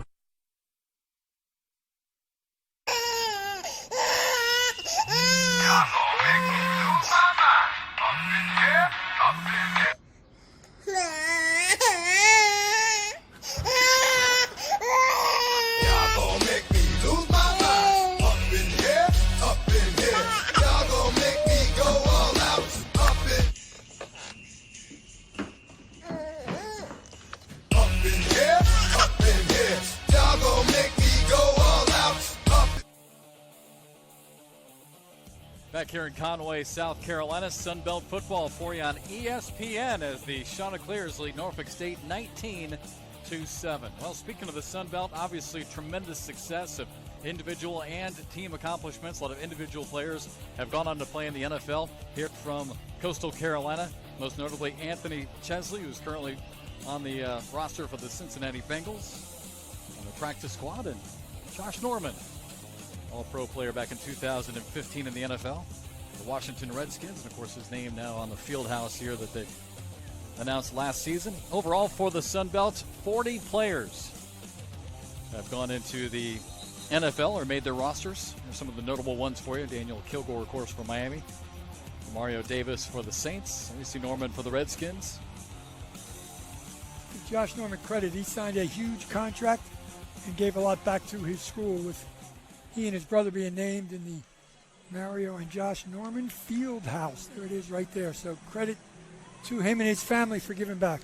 One of 14 players to make it from Coastal Carolina to the NFL since 2003. Yeah, we were here for that during one of the home games last year. Didn't want it to be just his name. Also put Mario on there as well. Yep. Nice gesture.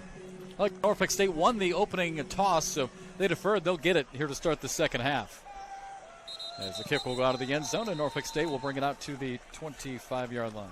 Well, Coastal Carolina was going in to make this a huge lead at the end of the half, but let's give credit to the Norfolk State defense, and they chase Peyton down, stop him just outside the goal line as the clock runs out. So that's a momentum play. You know, you talk about going in the locker room.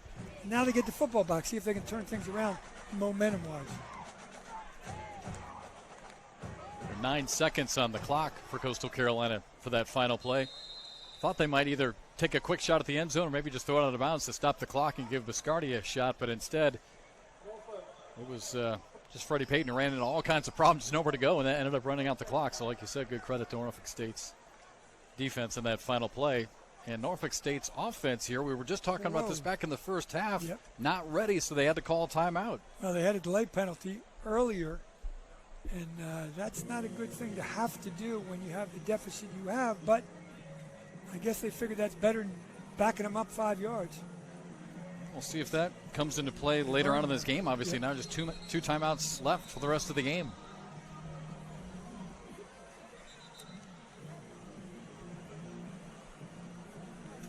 See the referees, the official sleeves moving a little bit. I just looked at the radar. There's a little bit of a cell, but hopefully that doesn't get us. But the wind has picked up. There was no wind earlier in the game. So again, first down and 10 from the 25-yard line here for the Norfolk State Spartans. 1-1 on the season out of the MEAC. Juwan Carter, their junior starting quarterback out of Richmond, Virginia, dumps it off to Hewlett. Wrangled out of bounds after a pickup of about 3. Quavius Paul, once again, as we said, Silas Kelly out this game with multiple injuries, and the senior LaQuavius Paul getting an opportunity, and he's made a couple big plays already today, bringing Hewlett down right there. Second down and 7 now for Norfolk State. Juwan Carter, there you see number 8, set up in the shotgun. Third year as the starting quarterback for Norfolk State. MEAC Player of the Week last week, had 4 touchdown passes. Again, this offense averaging over 230 yards per game passing. Carter keeps it, breaks a tackle. He's in a lot of trouble and sacked back inside the 20-yard line. Alex Spillum from his strong safety spot saw that the quarterback was in trouble, saw that, among others, Sterling Johnson almost got him, and he just filled in a heartbeat. And a TFL for Alex Spillum, tackle for loss. Now a long third down and 13 for Norfolk State as a few raindrops now start to fall here at the stadium. You know, when you can put a team in a predictable situation defensively, you can play it better, and obviously this is a passing down. They're good at the screen as well, so you can't necessarily rely on them throwing it down the field. Carter hit as he throws. Interception again, second of the game for Coastal Carolina. Inside the 30-yard line, down to the 26-yard line. I think it was Cam Burton who comes down with it. It was. So Burton, the redshirt sophomore, comes down with the second interception of the game. And he knocked McConzo out with injury, and guess who takes his place? Number 11, Cameron Burton. He just plays center field, and you can see jumps in front of the underthrown ball, and he's gone. Boy, the 2 subs have played well defensively, as well as the guys up front have played that have been subs because of injury up front. And there he is. The turnover cloak, or the turnover cape. That's great. Either way. The Game of Thrones reference, and I know nothing about All that. these teams coming up with their turnover. Oh, yeah. Run up the middle, inside the 25-yard line. Pick up a 4 on first down. Fred Payton to Marable. That's how the game started.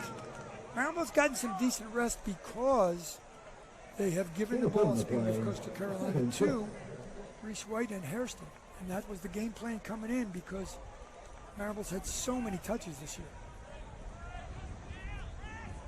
I think it's second down and 6 here for Coastal. As Fred Payton looks over to the sideline. Option to Marable. A lot of room on that left side. Picks up a block as well. And down close to the 10-yard line. Marable having another big day. Of course, it was Marable who had a career high last week against Kansas with 148 yards rushing. Simple job for Fred Payton. If he can read number 98's number, and there he is right there, he just pitches it. If you can't read the DN's number, you turn it up and run it inside. He read it, he pitched it, nice game. Read one man, you don't block him. That was Chris Myers, you just read him. Hence, read option. Marable trying to find some room, squeezing through the middle. Able to take the pile down to the 6-yard line. That's no option whatsoever. That's everybody up front. See, the last guy up is Ethan Howard, 75. Put a hat on a hat and give it to your best runner and let him find the hole. Ethan Howard, 75. Jack Franklin, 74. Do a good job on the left side to open the hole for C.J. Marable. Now Hairston in the backfield. 3 receivers to the right for Payton. Little pitch play to Hairston. A huge hole, touchdown, Coastal Carolina.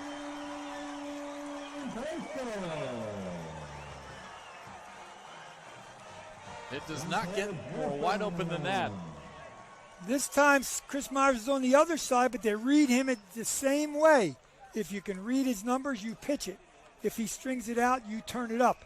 Excellent read by Fred Payton and a better finish on the last 2 plays by Marable. Biscardi trying to stay perfect on the day. And he does. Through the uprights.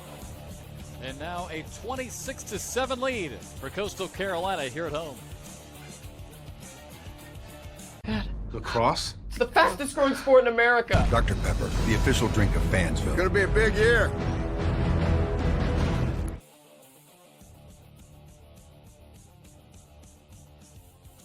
Jaquez Harrison with the 6-yard touchdown run makes it 26-7. Coastal Carolina. And the Chanticleers trying to improve to 2-1 on the season. Tough opening week loss here at home against Eastern Michigan, a very good team out of the MAC. And then, of course, a huge win, first ever win against a Power 5 school in school history for Coastal last Saturday at Lawrence, Kansas. And now a nice lead here in the third quarter today against Norfolk State. This one's going to be taken out by Kevin Johnson. Gets across the 20, stumbles a bit, fumbles it, but they're going to say he was down at the 26.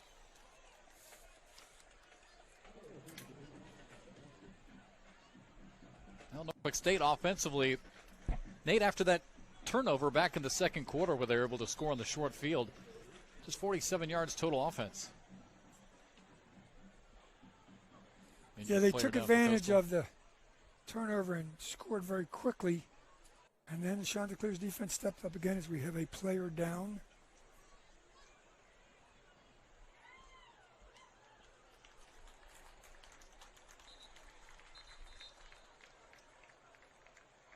Jeff Pounds. That looks like a cramp. Hopefully it's just a cramp.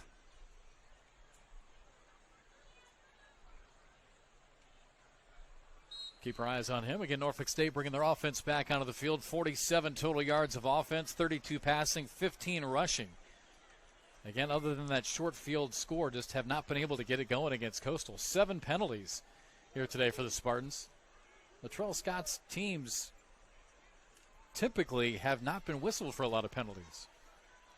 On first down, good run, a pickup of about 6 or 7 yards. Front 7 for the Chanticleers have really done a good job of stopping the run or pressuring Jawan Carter when they have had the opportunity to do so. And that's the featured running back today, Gerald Hewlett, because Aaron Savage, their normal starter, and they both play a lot, is out with an injury and not going to not play today.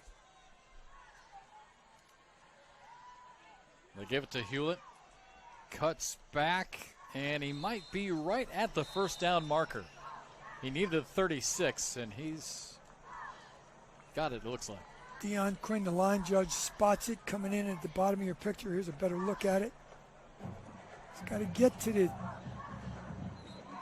36. It's close. They did not give it to him. That's really close. I'm surprised that they didn't at least. Yeah, now they're going to give it to him. Yeah. I was going to say, I'm surprised they wouldn't They at got least. some crooked lines if they don't give it Take a to him. look at it, He's yeah. beyond the 36.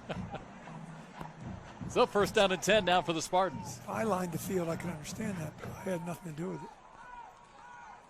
Carter dumps it off to Johnson. Nice move. Spun down from behind at the 40-yard line. Kevin Johnson, a freshman from Suffolk, Virginia, is really a great story for this team. He's a walk-on. Again, from nearby Suffolk. MEAC Player of the Week last week. Praising LaQuavius Paul, and he whiffed on that one. He just missed. But he's got some help behind him. Spreading out the field, using all 53 and a third. Norfolk State trying to get a drive going here. Handoff to Hewlett and nowhere to go as he ran right into Sterling Johnson. That might have been a trap play where they didn't block Sterling Johnson. We'll see it again, but he was in the backfield. Yeah, they don't even touch him. They try to trap him and miss him. Welcome, meet Sterling Johnson, sir. Johnson, 6'4", 280 from Clayton, North Carolina. It's freshman Kevin Johnson with the introduction to the redshirt senior. Not the way they want to meet. 3rd down and 9. 5 receivers spread out, and another penalty. If this goes against Norfolk State, it's going to be their 8th. There was 3 on the play clock. 5 down. Shooting themselves in the foot there makes 3rd down a whole lot tougher now as it starts to sprinkle a little bit. 8 penalties now for just under 50 yards against the Spartans. But the teal turf will not be affected.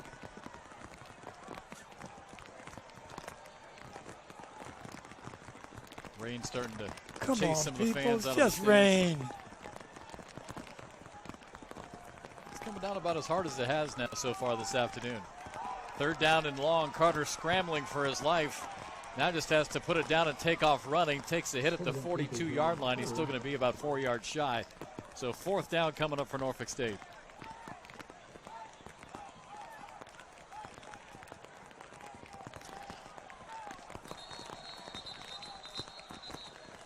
So 4th down coming up. Sincere Evans, I hope the foul's not on him because he just put his hands up and walked away. He was the last guy in there. If it's not on him, it was a really smart play by him to just put your hands up there and back up and let the other player make a mistake. We will see what Mr. Kyle Olson sorts out with his colleagues. 8:16 to go, just underway here in the 3rd quarter. So far, so good for Coastal Carolina. After the play, unsportsmanlike conduct, number 8, offense. 15-yard penalty from the end of the run. That is number 8, first foul of the game, unsportsmanlike foul of the game. 4th down.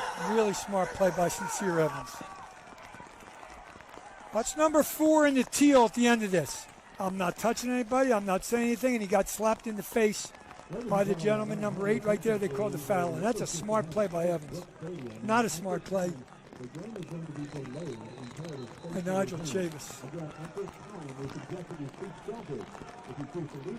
Well, and you can see the players being now and signaled off the field by the officials as we have some lightning strikes in the area, and per NCAA guidelines and regulations and safety rules, there will be a mandatory break in this game and a mandatory weather delay. So there you see the players quickly exiting the field, and most of the fans have already left the stands as well. Nate's mentioned it a couple times, but seen a couple of heavy cells moving their way through the area. Just good news is rain right now, but again, the lightning is the big problem. There's a lot of place for the fans to stand underneath in a protected area.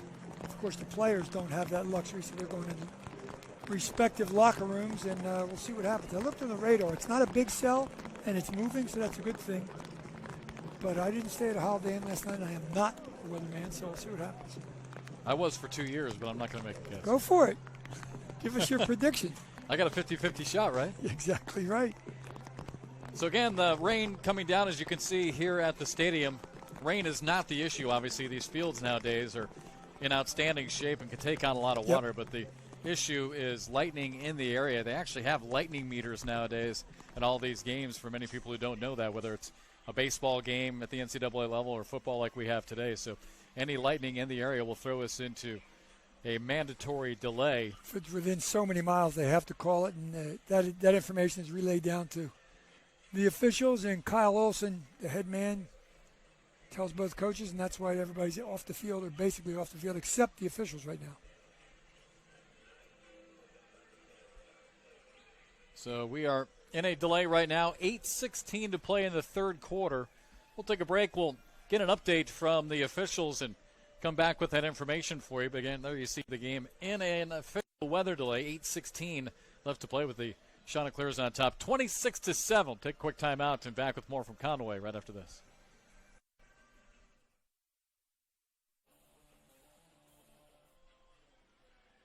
And we welcome you back to Brooks Stadium here in Conway, South Carolina. Again, just outside of Myrtle Beach. Alongside Nate Ross, I'm Jeff McCarriger. After an approximate 42-minute weather delay, which also included some lightning, we are quickly back underway Sunbelt football for you on ESPN. It's Coastal Carolina here at home out of the Sunbelt taking on Norfolk State out of the MEAC.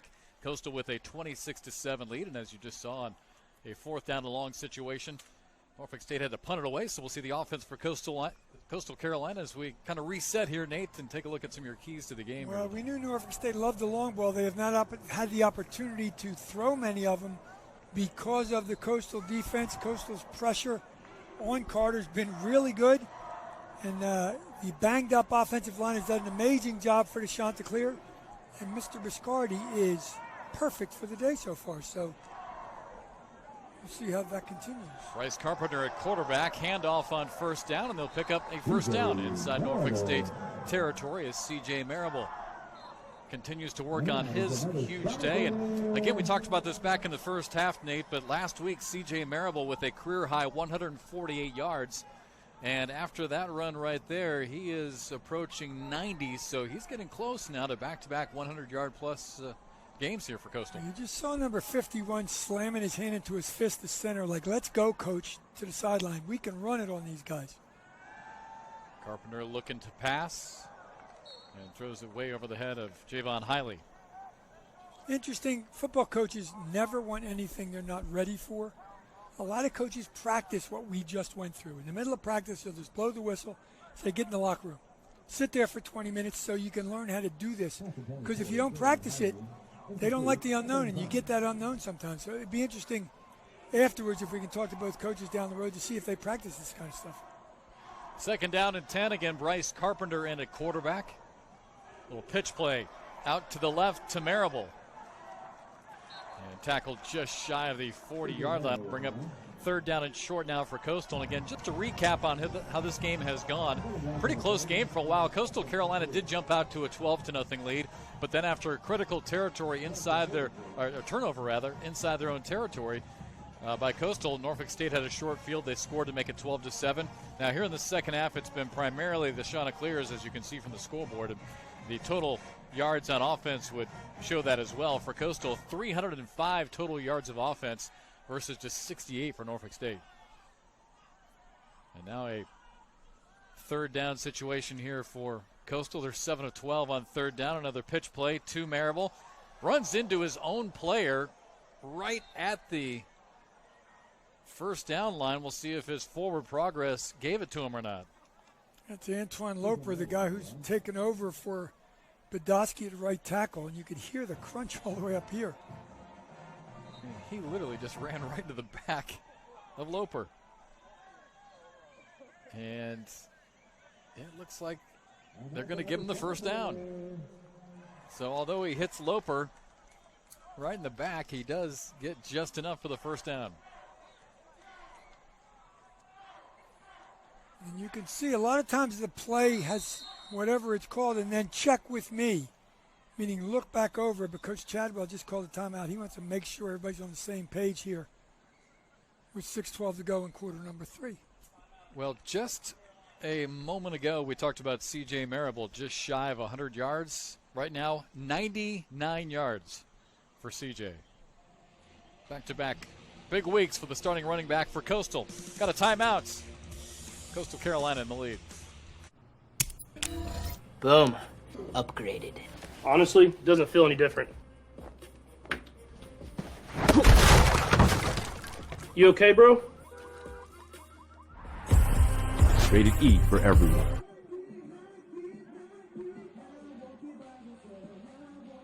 Back here at Brooks Stadium, again at Conway, South Carolina, on the campus of Coastal Carolina University.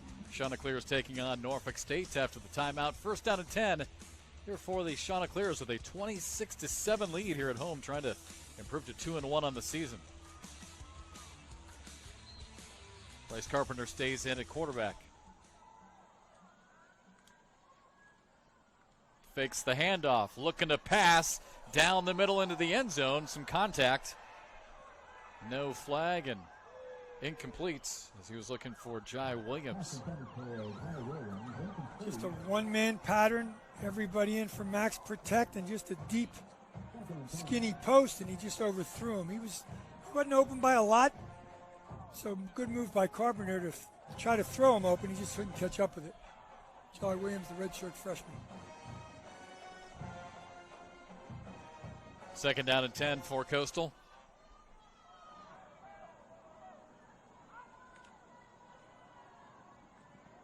Carpenter keeps it, finds room up the middle, down to the 25-yard line, and just enough for the first down. So move the chains now for the Chanticleers. I'm laughing as Jai Williams was on the jet sweep coming across, and he looked like he tried to take the ball out of Carpenter's hands. Carpenter said, no, I'm not giving it to you. Like, you missed me last time, let me have it. But a big gain by Bryce Carpenter right there. And a stat for you, that is the 21st first down for Coastal Carolina. But the big part of that stat is in the first down category of today's game, 21 first downs for Coastal, 2 for Norfolk State. Big difference. Carpenter takes off again, spins inside the 20. A pickup of 5 on first down. He's a tough man to bring down. When the free safety, Nari Quinterly, has to make the tackle, that's advantage offense. Free safeties aren't supposed to lead you in tackles. The transfer from East Carolina had to do that, or else it's a touchdown or a much bigger gain.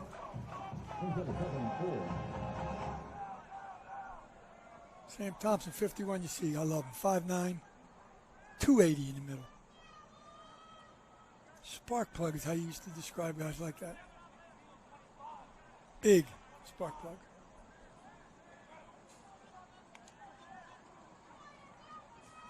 Carpenter keeps it, falls forward, picks up maybe a yard or two.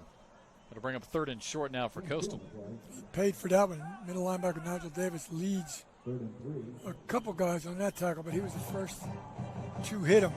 Looked like it was an option developing, but he faked the dive and just kept the football. Well, you see number 75 in your screen, Ethan Howard. Again, he had actually left the game, was not planning on playing this year. And just really missed it. Coaches talked to him and said, yeah, we want you back. There he is back at left tackle. Trying to gain weight to get back to his original size. Lost a lot of weight. Handoff up the middle, trying to get to that first down. They get to about the 16-yard line. It's going to be very close. They might even measure this one. C.J. Marable enough to get to the century mark, but I'm not sure he's got enough for the first down. We'll see. I don't think it matters. They're going.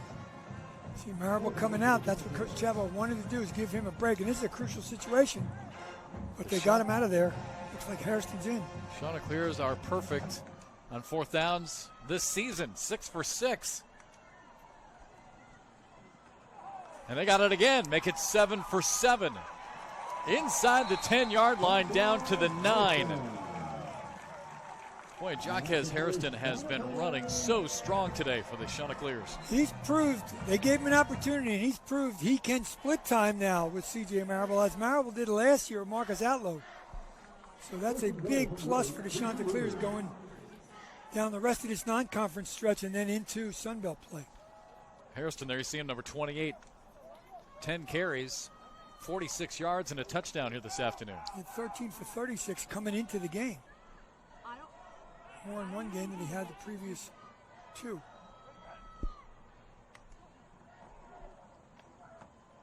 Carpenter keeps it. Fires on the left sideline. And just shy down to the 1, Shadell Bell. And that's something that Coastal has been really successful with in the red zone, is going to their tight ends, whether it's Likely or the big man, Shadell Bell. Tight end man. They go to him all the time. All various tight ends, not just Shadell Bell. Isaiah Likely's has a touchdown catch, I believe, today. Big target, strong after he catches it. That's why they got the ball inside the 1, it looks like.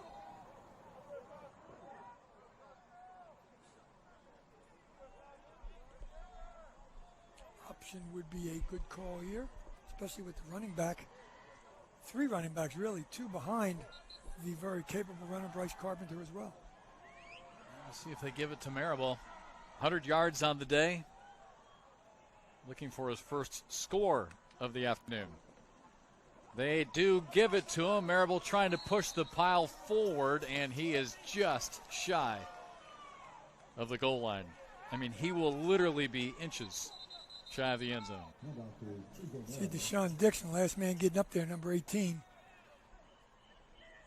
It is close. All you got to do is break that front plane, which is the part of that white line that is closest to the offense. You don't have to cross it. That ball's got to break the plane before anything touches beyond a hand or a foot. Josh Bryant is going to be the injured player coming out for Norfolk State. The officials blow the whistle and stop the clock as he was slow to get up, so he's helped off to the sidelines. So now 3rd down, and you can see it, 6 inches. This is when the big guys up front love it. Put a hat on a hat and give one of those guys behind you a little bit of room. That's all you need.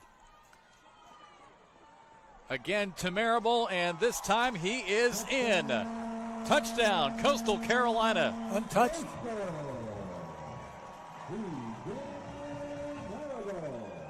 Marable with his 2nd touchdown of the season, first of the afternoon, and again over the century mark in rushing for the 2nd time in as many weeks. And he's gotten a little bit of rest today, not a lot. As Coach Chadwell told us, 25 touches is too many. I need to give him less. And if Harrison keeps running like he was running, Reese White did a decent job too. He'll get that. Biscardi's been perfect on the day. Good snap. And the kick bangs off the scoreboard as Biscardi knocks through another one. And Coastal Carolina extends their lead. The Chanticleers all over Norfolk State, 33-7.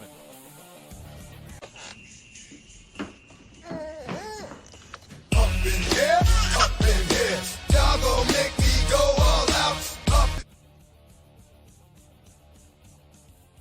Norfolk State Spartans on the road here at Coastal Carolina.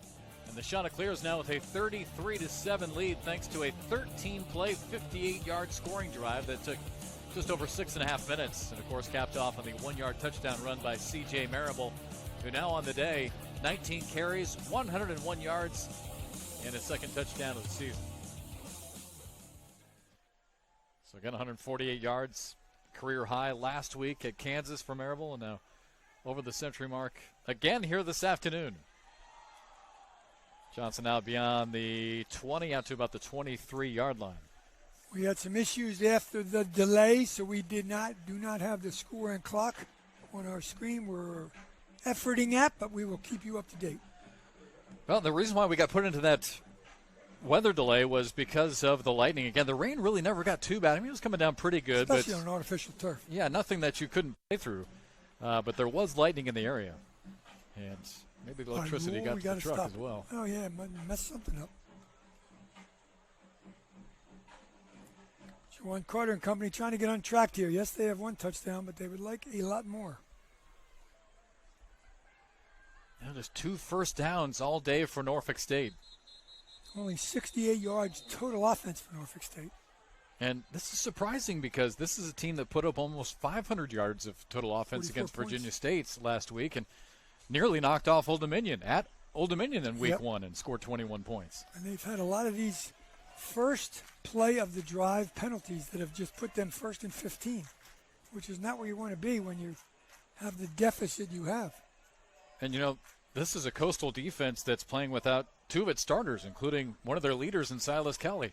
Silas Kelly and then Enoch McConzo on the back end, but Cameron Burton and LaQuavius Paul, their fill-ins respectively, done a really good job. First down and 15. Hand off to Hewlett. He'll pick up a couple of yards.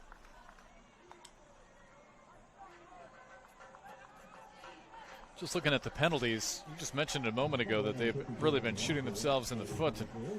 Officially on the game for Norfolk State, 10 penalties for 68 yards. And a lot of those on first down. So your first and 10 is tough enough against the defense is playing really well in the Chanticleers. But 1st and 15 is really hard. Forces you into this, having to throw it. Carter fires complete. Mallory Claiborne started it, and a lot of his friends came to finish up. Marquis Ellington with the catch as he swarmed under. We were told before the game, because McConzo was out Cameron Burton would start at that free safety spot, but Mallory Claiborne might move over. They move nickel back in. They haven't had to do that because they've played exceptionally well in the back end. Granted, they put a lot of pressure on Juwan Carter, which has made the back end a little easier. But still, everybody's really done their job on the defensive side of the football. Chad Stagg's guys have played very well. 3rd down and 10. Carter in trouble, and he is sacked again, just nowhere to go. As Coastal was able to get in there quickly. Jackson with the sack. Darren Jackson, Sterling Johnson, they've all, and C.J. Bro as well, but Johnson and Jackson have had a really good law firm, isn't it, Johnson and Jackson? Call us. And that will bring us to the end of the 3rd quarter. Jackson with the sack. 4th down coming up as Norfolk State will have to punt it away. So the Chanticleers will get it back when we come back. 4th quarter comes your way next. It's the Chanticleers on top of Norfolk State, 33-7.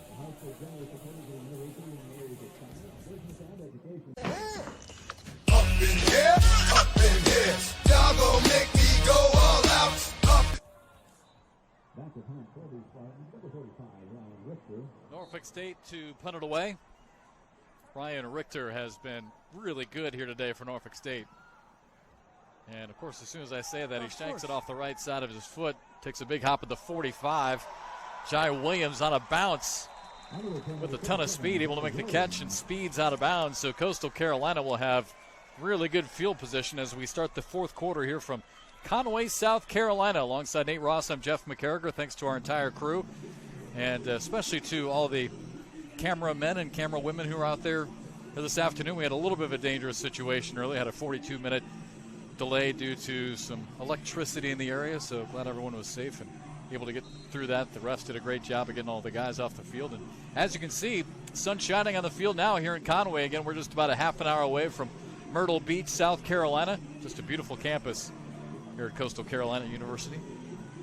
And for Coastal, they are cruising along right now, trying to go to 2-1, coming off their historic win last week at Kansas. First ever win against a Power 5 school.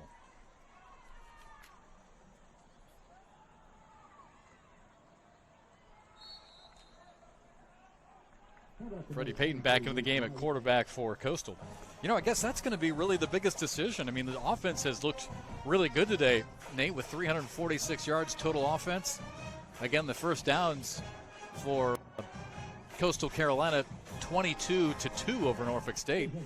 So the question is, I mean, who do you like better, Bryce Carpenter or Fred Payton, or do you just stick with both of them? They both know they're going to play, and they both have a different kind of package where Carpenter's more of the runner, but he threw the ball as well, too. So you got to prepare for two. Payton now trying to throw the ball as well, but fires it too high left side. Pressured as he did. But, I mean, you got to prepare for two if you're going to play them. And every coach we've talked to that is getting ready to play the Chanticleers, they all say the same thing. They do a lot of stuff. So we got to get ready for a lot of stuff. And when you have two quarterbacks with slightly different packages in their game packet, if you could call it that, just more things you have to be prepared for, especially when they're executing like they did today. And the defense has played super today. 3rd down and 11 for Payton, looking to pass. Dumps it off, completes. And Coastal's going to be awfully close to another first down, but looks like they might be just shy. A little bubble screen that got blocked up pretty well, and eventually the defense caught up. We'll see if they had enough for the first down. It looks like about a yard short. Takeel Holmes made the catch. Redshirt junior out of Charleston, South Carolina, West Ashley High School. The receiver comes back for that screen, and then big guys pulling out from the right side help them out. So make it 4th down and 2 here officially for Coastal. And again, we apologize after the lightning in the area has taken out our graphics here on the screen. So we'll keep you updated on the down and distance and score. There's a first down inside the 20, inside the 10, and down to the 6-yard line. Reese White, the freshman out of Sandy Springs, Georgia. We've talked about him a lot today. Let me tell you something, Jeff. And we lost our replay, too, because of the weather. That was either the greatest fake ever or a big-time mix-up that they got away with. Because that didn't look like it was supposed to go the way it did, but give credit to the freshman, Reese White, for making something happen. Got the first down and a lot more. Picked up his first career collegiate touchdown back in the first half, and now he's got his second. Touchdown, Reese White, the freshman, scores again as Coastal Carolina extends their lead. 34 touchdowns in high school. Got 2 in college right now. Very nice. The running game has been outstanding today. We've talked about C.J. Marable with over 100 yards. Mentioned how strong Jaquez Hairston has been running the ball, almost 50 yards. And now 2 touchdowns on the ground for Reese White, the freshman. This is Jamie Chadwell football. Throw it if I have to, but keep time of possession, and to do that, keep your team on the field and run the football. And Biscardi, who had been perfect on the day, unfortunately just misses this one to the right. He got nailed pretty good, too. And that'll bring us to break. Coastal Carolina on top of Norfolk State, 39-7.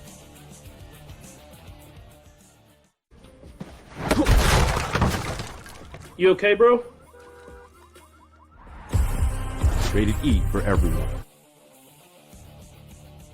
Well, we have talked a lot about Coastal Carolina's offense today, but how about 2 of the leaders on this defense? There you see Teddy Gallagher dressed up at number 34, Silas Kelly injured. You can see the cast on the right hand and the knee brace on the left leg, but well, the defense has been terrific, and obviously you just saw them dancing a minute ago. They are loving this performance. Well, you're allowed to dance if you're up 39-7 with 12 and change to go, but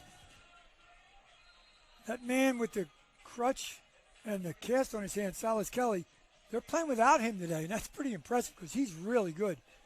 Teddy Gallagher has rallied the troops, and LaQuavius Paul, number 25, has done a great job in Silas Kelly's place. And hopefully Silas will be able to get back later on this season. He missed 2 games, was plagued by injuries last year. Yep. So we hope that he's able to get back on the field soon. The cast on his hand was a broken hand in game 1 against Eastern Michigan, and he played last week, and he looked like he had just a huge club. They wrapped his hand up to protect everybody else around the cast. And then he got hurt late in the game in a lower body injury, so that's why he's standing there in jersey but no pads. Well, this defense for Coastal Carolina has held Norfolk State to 66 total yards. And again, the Spartans coming into today, over the first 2 games, led the MEAC in passing, averaging almost 240 yards per game in passing. And Norfolk State has been held to just 40 yards passing so far here this afternoon. They'll pitch it to Johnson out to the right. Nowhere to go. Tries to reverse his field. Now has some room. Gets across the 30 and tripped up. Still stumbles out to the 40-yard line. And the young man we just talked about, LaQuavius Paul, from one side of the field, covering a lot of ground, makes a tackle here. You can see he goes to his left, and LaQuavius Paul comes in just at the end to try to make something happen, and he does, or else it was a big game. It would have been a much bigger game. Reversed field and caught the defense. Just the 3rd first down of the afternoon for Norfolk State. 1st and 10 from the 40. They fake it to Johnson. Carter looking to pass, runs out of time. Scrambling, hit as he throws. And it is caught out at the 45-yard line, and Carter is injured. He got smashed as soon as he threw it. Tough kid. He's telling the referee, I'm okay, but he got popped. Tyler McElhenney came back across the field, and he made a nice throw across his body to complete it. Watch the end of this.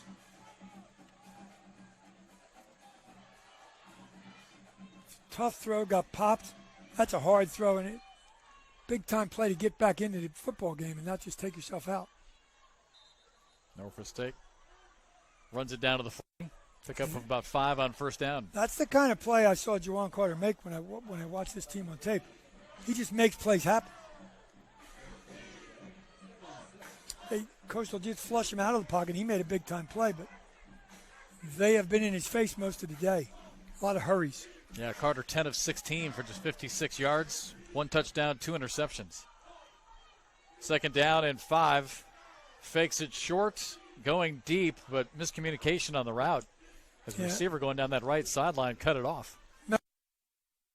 And Carter thought he was going to have a little stop and go, and he did the stop. He just forgot to do the go. So that'll make it 3rd down and 5 coming up.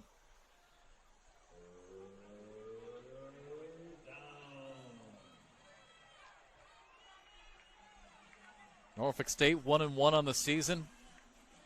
They are really close to being a 2-0 football team. They were beat in the final 3 minutes by Old Dominion at ODU in week 1, 24-21. He's running for his life now. Smart play to hold him up. Don't knock him to the ground. That would have been a personal foul and a first down, but the Norfolk State players are taking a little objection on that, but he held him up. He didn't throw him down to the ground. By the way, they're 1 for 9 on third down now after that. Still trying to separate the players there on that far sideline. Looked like Chris Evans, the outside linebacker, grabs Carter as he went out of bounds, but he didn't throw him down the ground. He held him up. It's very smart. There he is right there, 45 coverage. You know, Carter's upset, but, you know, we've seen it before where it looks like a player's kind of giving himself up, and all of a sudden, boom, he shoots it down the field. Yep. So and he hit him in the field of play. He just took him out. Fourth down going for it. No, they're not. I thought they were. They're going to punt it. So Richter out to punt it away.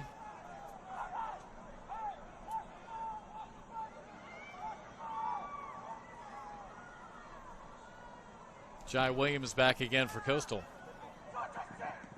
And makes a fair catch at about the 12.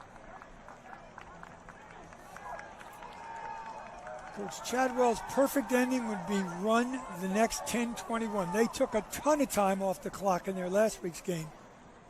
Well, that was a key to that. Yeah, that was a key to that win against Kansas. That in the fourth quarter, Coastal Carolina held the ball for 12 minutes and 40 seconds in the fourth quarter against Kansas. I mean, they just didn't give the Jayhawks a chance to get the ball back and try and retake the lead. Up 5 points, right? That's huge. They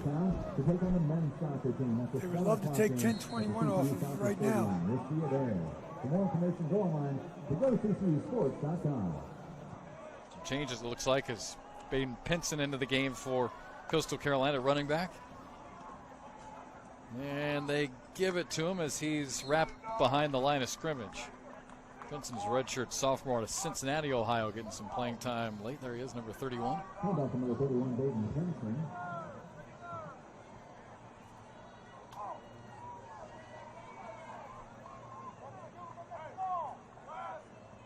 Couple subs up front in the offensive line as well.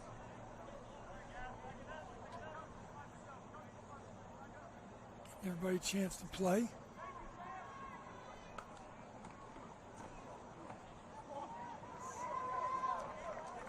Carpenter fakes the pitch, keeps it himself, but actually that's not even Carpenter, is it? Looks like we got the third string quarterback in for Coastal Carolina. So the afternoon for Fred Payton and Bryce Carpenter is complete, as Grayson McCall has come in at quarterback for Coastal Carolina. So a chance for a lot of other players to get some playing time. Call out of Indian Trail, North Carolina. Rolling out to buy some time and now takes off. Takes on a hit and rolls down at the 24-yard line. Picks up the first down, though, so another third down conversion for Coastal. They are 10 of 17 on third downs today. Not bad.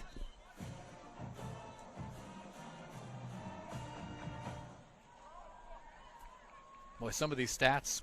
Total yards, 389 for Coastal, 97 for Norfolk State. First downs, 24 for Coastal, 4 for Norfolk State.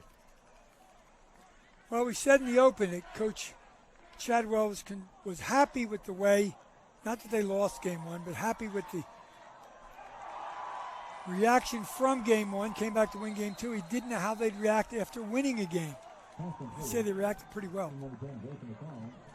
Another first down for Coastal Carolina. Total plays now 78 to 36. Little swing out there and a nice little gain from Patrick McSweeney, of course, another tight end. From Staten Island, New York. The most important guy is number 66, and I'd love to tell you his name, but he's not on our roster. And I feel bad for that and his mom and dad watching. Big hole up the middle. Wow. Inside Norfolk State territory.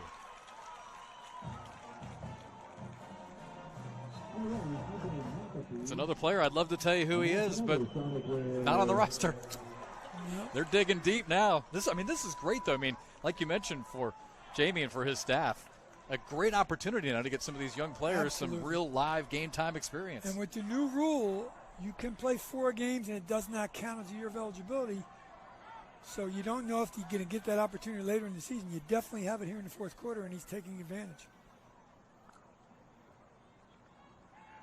McCall, nice pass, caught across the middle. Jai Williams makes the catch. I'm impressed with McCall here. He wants to play.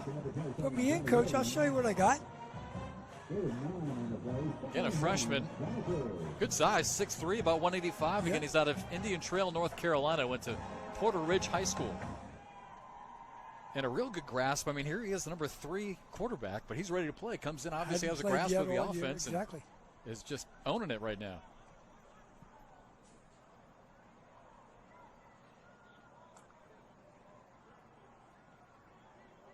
McCall with the pitch. And it's Bedgood down the sideline, another freshman. And out of bounds inside the 10, down to the 7-yard line. I think that was a forward pass. It was close. Either way, it's complete. Bedgood just following his blockers. After the tackle or attempted tackle. Yards after contact. Clock continues to run. Let's get 6.5 left. Come on, man. He's playing good. Put him in there.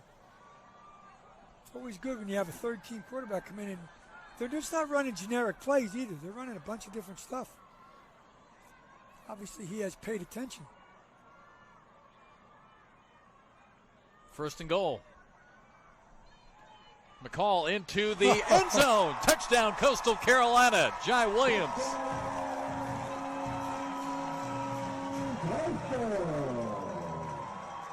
Boy, again, how impressive is McCall on these fakes? Fakes the handoff. Great touch pass just over the defender and right in the hands of Williams. Let me tell you something. There's going to be one young man paying a lot more attention in the QB meetings next week. Even though he had to be paying attention initially. But Grayson McCall's got a gun.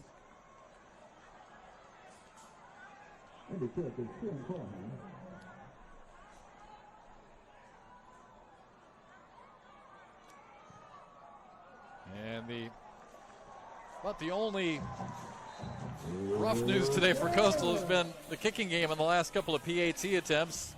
Viscardi missed one, and this one just sneaks through, a little knuckleballer. And with 6 minutes left to play, here in the game, it's now Coastal Carolina 46, Norfolk State 7.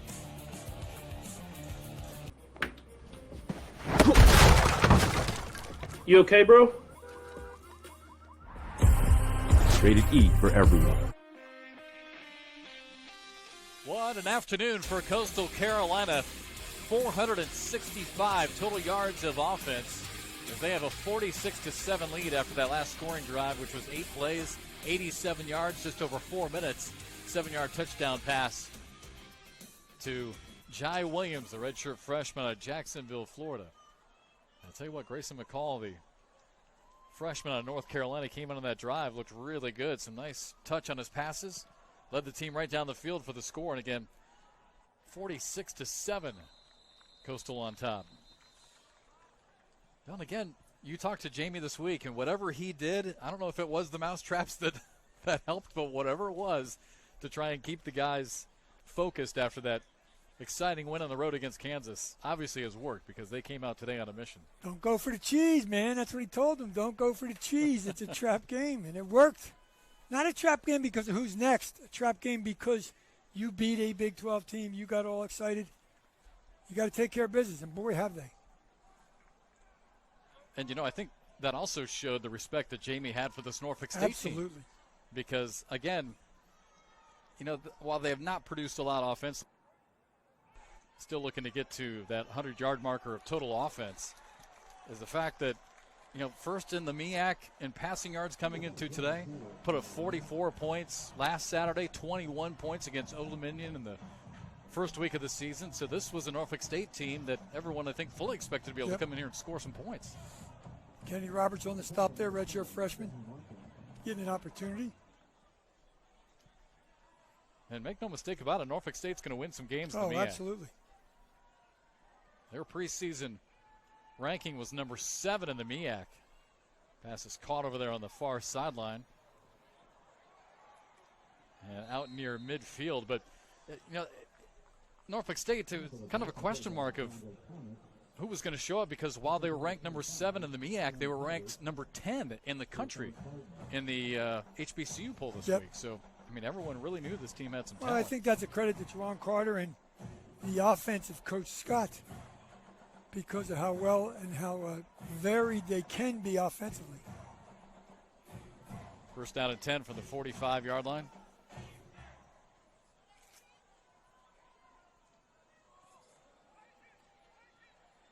Keep it on the ground and get back to the line of scrimmage.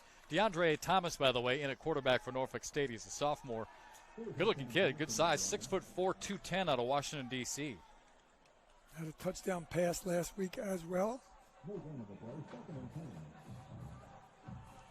72-yard touchdown pass.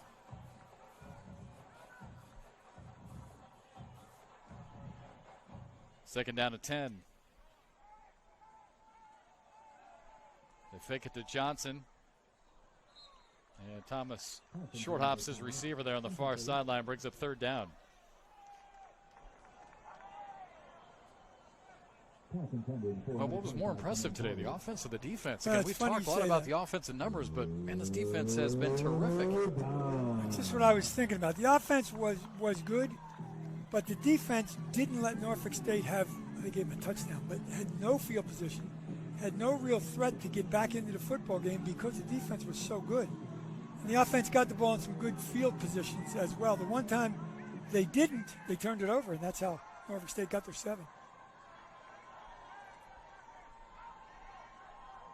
Third down and 10 here for Thomas, in trouble. Rolling, and he's just going to throw that one away. Smart play. Young man that doesn't play a lot realizes don't give up yards, give up the down.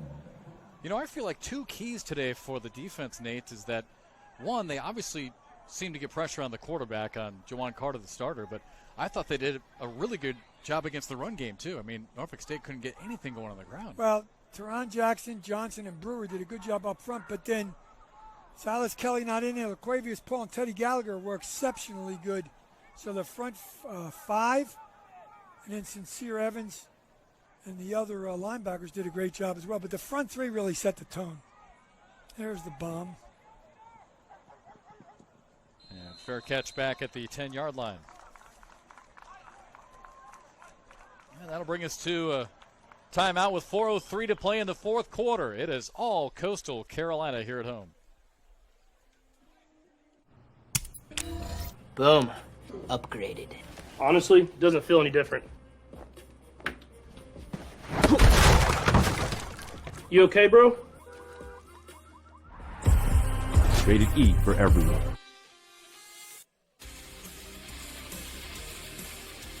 Just over 4 minutes left here in the fourth quarter. Coastal Carolina, approaching 500 yards of total offense, have dominated this game from really the first minute. Coming off of a historic win last week at Kansas, first ever win against a Power 5 school in school history. Correct me if I'm wrong, Norfolk State got the ball 3 and out, and that was it. 3 and out, to open the game, yep. And then an interception on their fourth play of the game.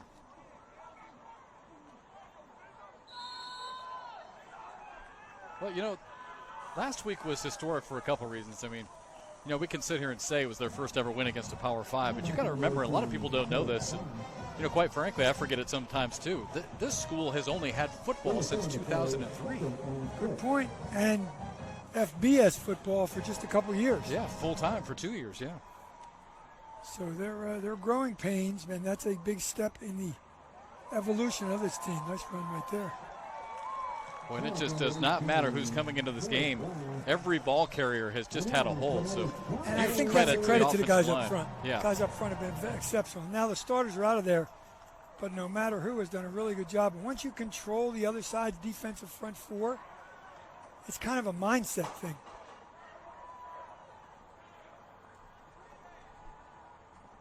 And another new quarterback in for Coastal Carolina. So we'll check on that for you. So 4 different quarterbacks.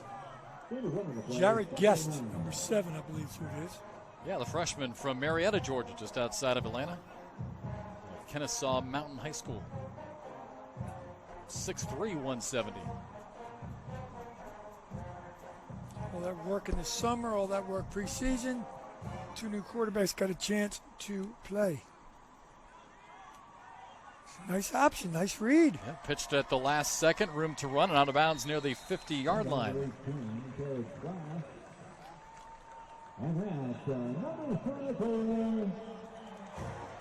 Another first down will move the chains here for Coastal.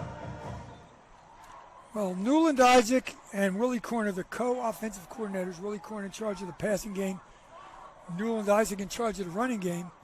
And I remember one of the quotes from Coach Isaac at the beginning of the season was, if I can get the guys to know they're going right on the certain plays and left on the other plays, we're ahead of the game. I love that line. It's exactly what he has done with his 3rd and 4th quarterback because they've played really well.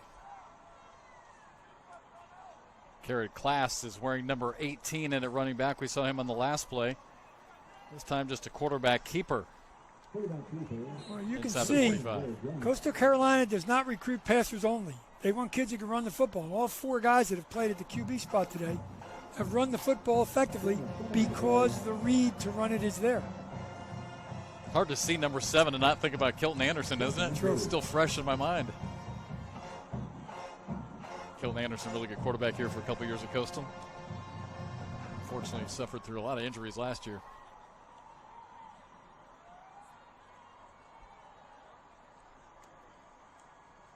Second down and short here for Guest and the Chanticleers. I think they got it. They had to cross the 40. It's going to be close. Yeah, Looked like they did, yep. Yeah, Class right at the 40-yard line, and he got it. They move the chains again now with about 60 seconds left to play on what has been really a nearly perfect afternoon for Coastal. Yeah, they couldn't have asked for a whole lot more after a win over a big-time team. And now, you know, Coach Chadwell will say, boy, we're really happy. And tomorrow he'll say, now how are we going to react to this win? Because that's the nature of football coaches. But they played exceptionally well. They were ready. They had a crazy week last week. Not only that they went to Kansas to play, but they left campus on Monday, practiced at Furman, practiced at Clemson, practiced in a bunch of different places in different hotels. And then I think on Thursday they actually flew to Kansas. So it was a very weird week. School was out because of that thing called Dorian that came through this part of the country. But a very weird week, and they were very focused, obviously, when they got to Kansas and won. And then Coach said the best news he gave them was on Friday, after the game, we're going home. And they were all jacked. Maybe that's why they played well. They were happy about coming back home.